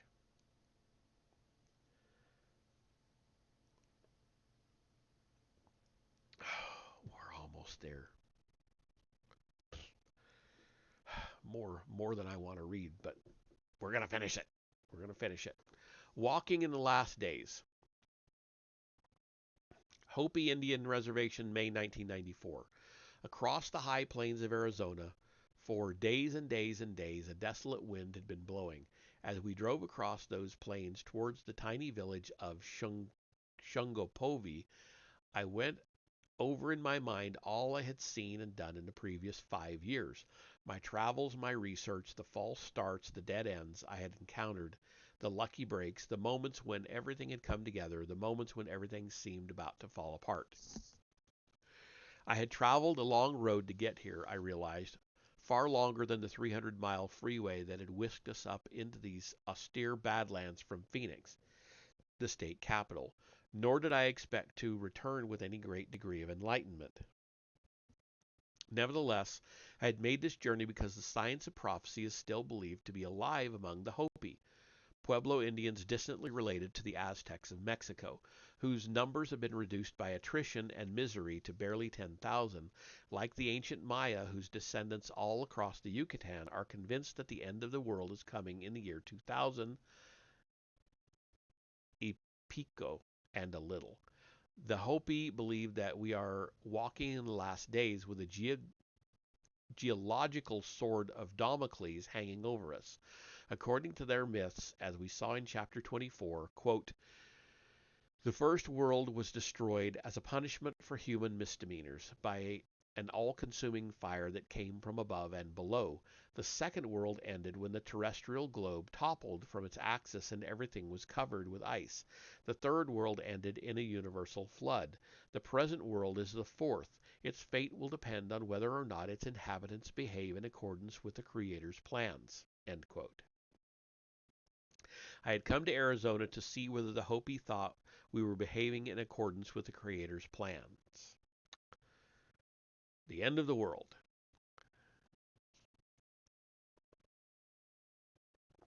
The desolate wind blowing across the high plains shook and rattled the sides of the trailer home we sat in. Beside me was Santa, who'd been everywhere with me, sharing the risks and adventures, sharing the highs and the lows. Sitting across from us was our friend Ed Ponest, a medical surgical nurse from Lansing, Michigan. A few years previously, Ed had worked on the reservation for a while, and it was thanks to his contacts that we were now here. On my right was Paul Sifke, a 96-year-old Hopi elder of the Spider Clan and a leading spokesman of the traditions of his people. Beside him was his granddaughter, Melza Sifki, a handsome middle-aged woman who had offered to translate. Quote, I have heard, I said, that the Hopi believe the end of the world is coming. Is this true? End quote. Paul Sifke was a small, wizened man, nut-brown in color, dressed in jeans and a cambric shirt. Throughout our conversation, he never once looked at me, but gazed intently ahead as though he were searching for a familiar face in a distant crowd. Melza put my question to him, and a moment later translated her grandfather's reply. Quote, he says, why do you want to know? End quote. I explained that there were many reasons. The most important was that I felt a sense of urgency.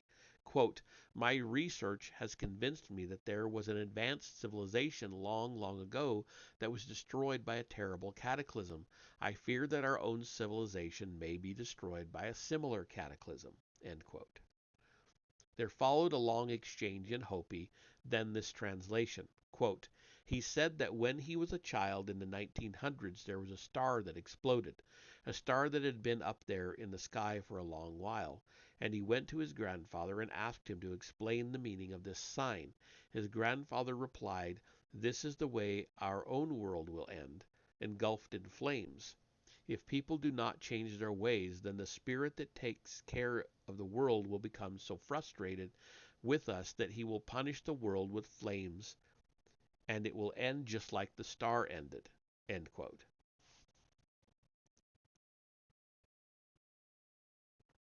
That was what his grandfather said to him, that the earth would explode just like that exploding star.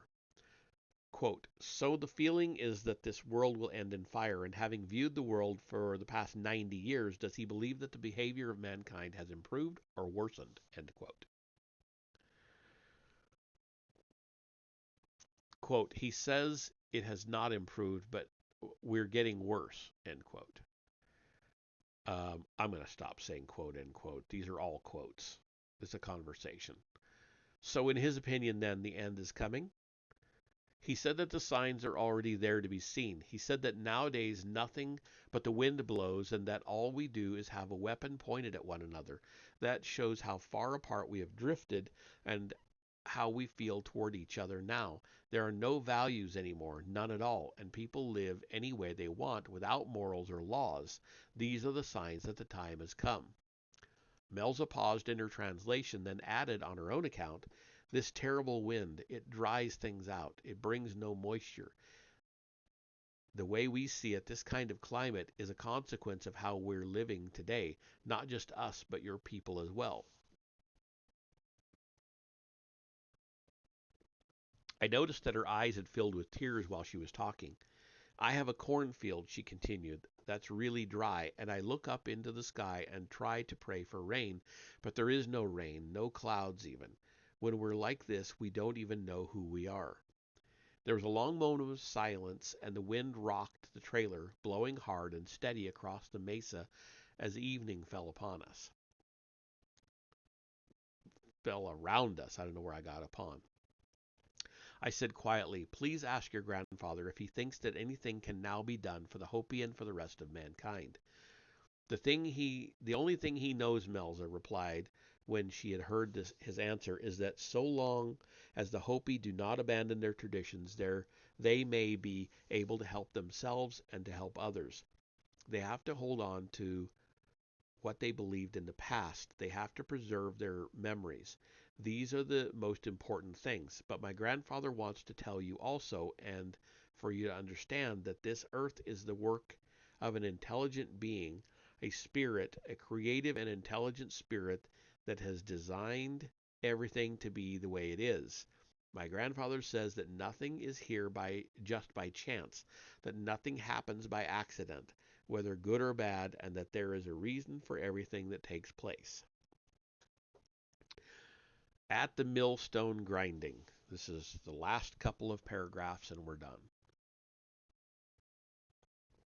When human beings from around the globe and from many different cultures share a powerful and overwhelming intuition that a cataclysm is approaching, we are within our rights to ignore them. And when the voices of our distant ancestors descending to us through myths and sacred architecture speak to us of the physical obliteration of a great civilization in remote antiquity and tell us that our own civilization is in jeopardy, we are entitled, if we wish, to stop our ears. So it was, the Bible says, in the antediluvian world. Quote, "For in those days before the flood, people were eating, drinking, taking wives, taking husbands, right up to the moment that Noah went into the ark, and they suspected nothing till the flood came and swept all away." End quote. In the same manner, it has been prophesied that the next global destruction will fall upon us suddenly at an hour we do not suspect, like lightning striking in the east and flashing far into the west. The sun will be darkened, the moon will rise in brightness, the stars will fall from the sky, and the powers of heaven will be shaken. Then of two men in the fields, one is taken, one left. And of two women at the millstone grinding, one is taken, one left. End quote. What has happened before can happen again. What has been done before can be done again. And perhaps there is indeed nothing new under the sun. We are done. Then he's got all his references, tons and tons of them. Um,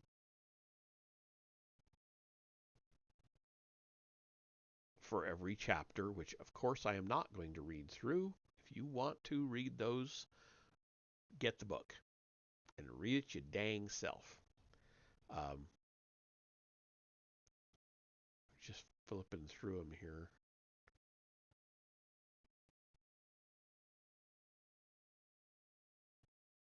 Okay, then he's got his bibliography, quite an extensive one too. All right.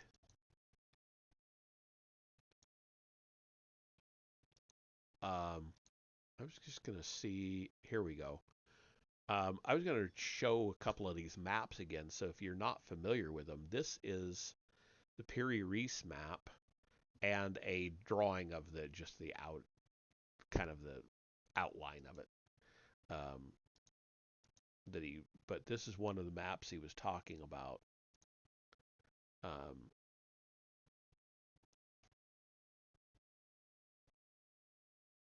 and I'm trying to think. I believe this is the western edge of Africa, up in the northern part, if I'm remembering right. Um, and then here's the drawing of it. It's a little bit easier to see.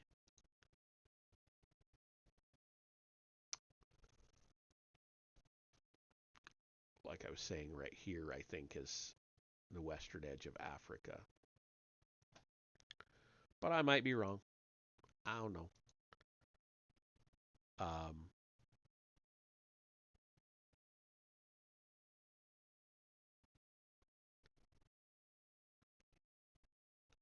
there's a couple more here. The Orontius Phineas map is interesting. It's pretty small, so it's not super clear when I blow it up, but there it is.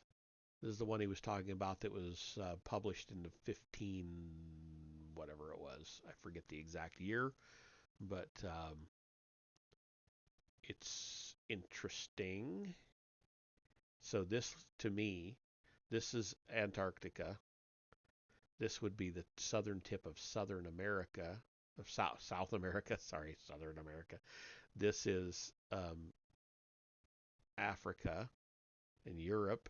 You can see Spain there. Um, India, yeah, India right there. So it's distorted, but it's there. And that one was another one that was it's many hundreds of years old, and it far predates the um, 1531. 1531 is when that one was. And then this next one is the Mercator map, 1563.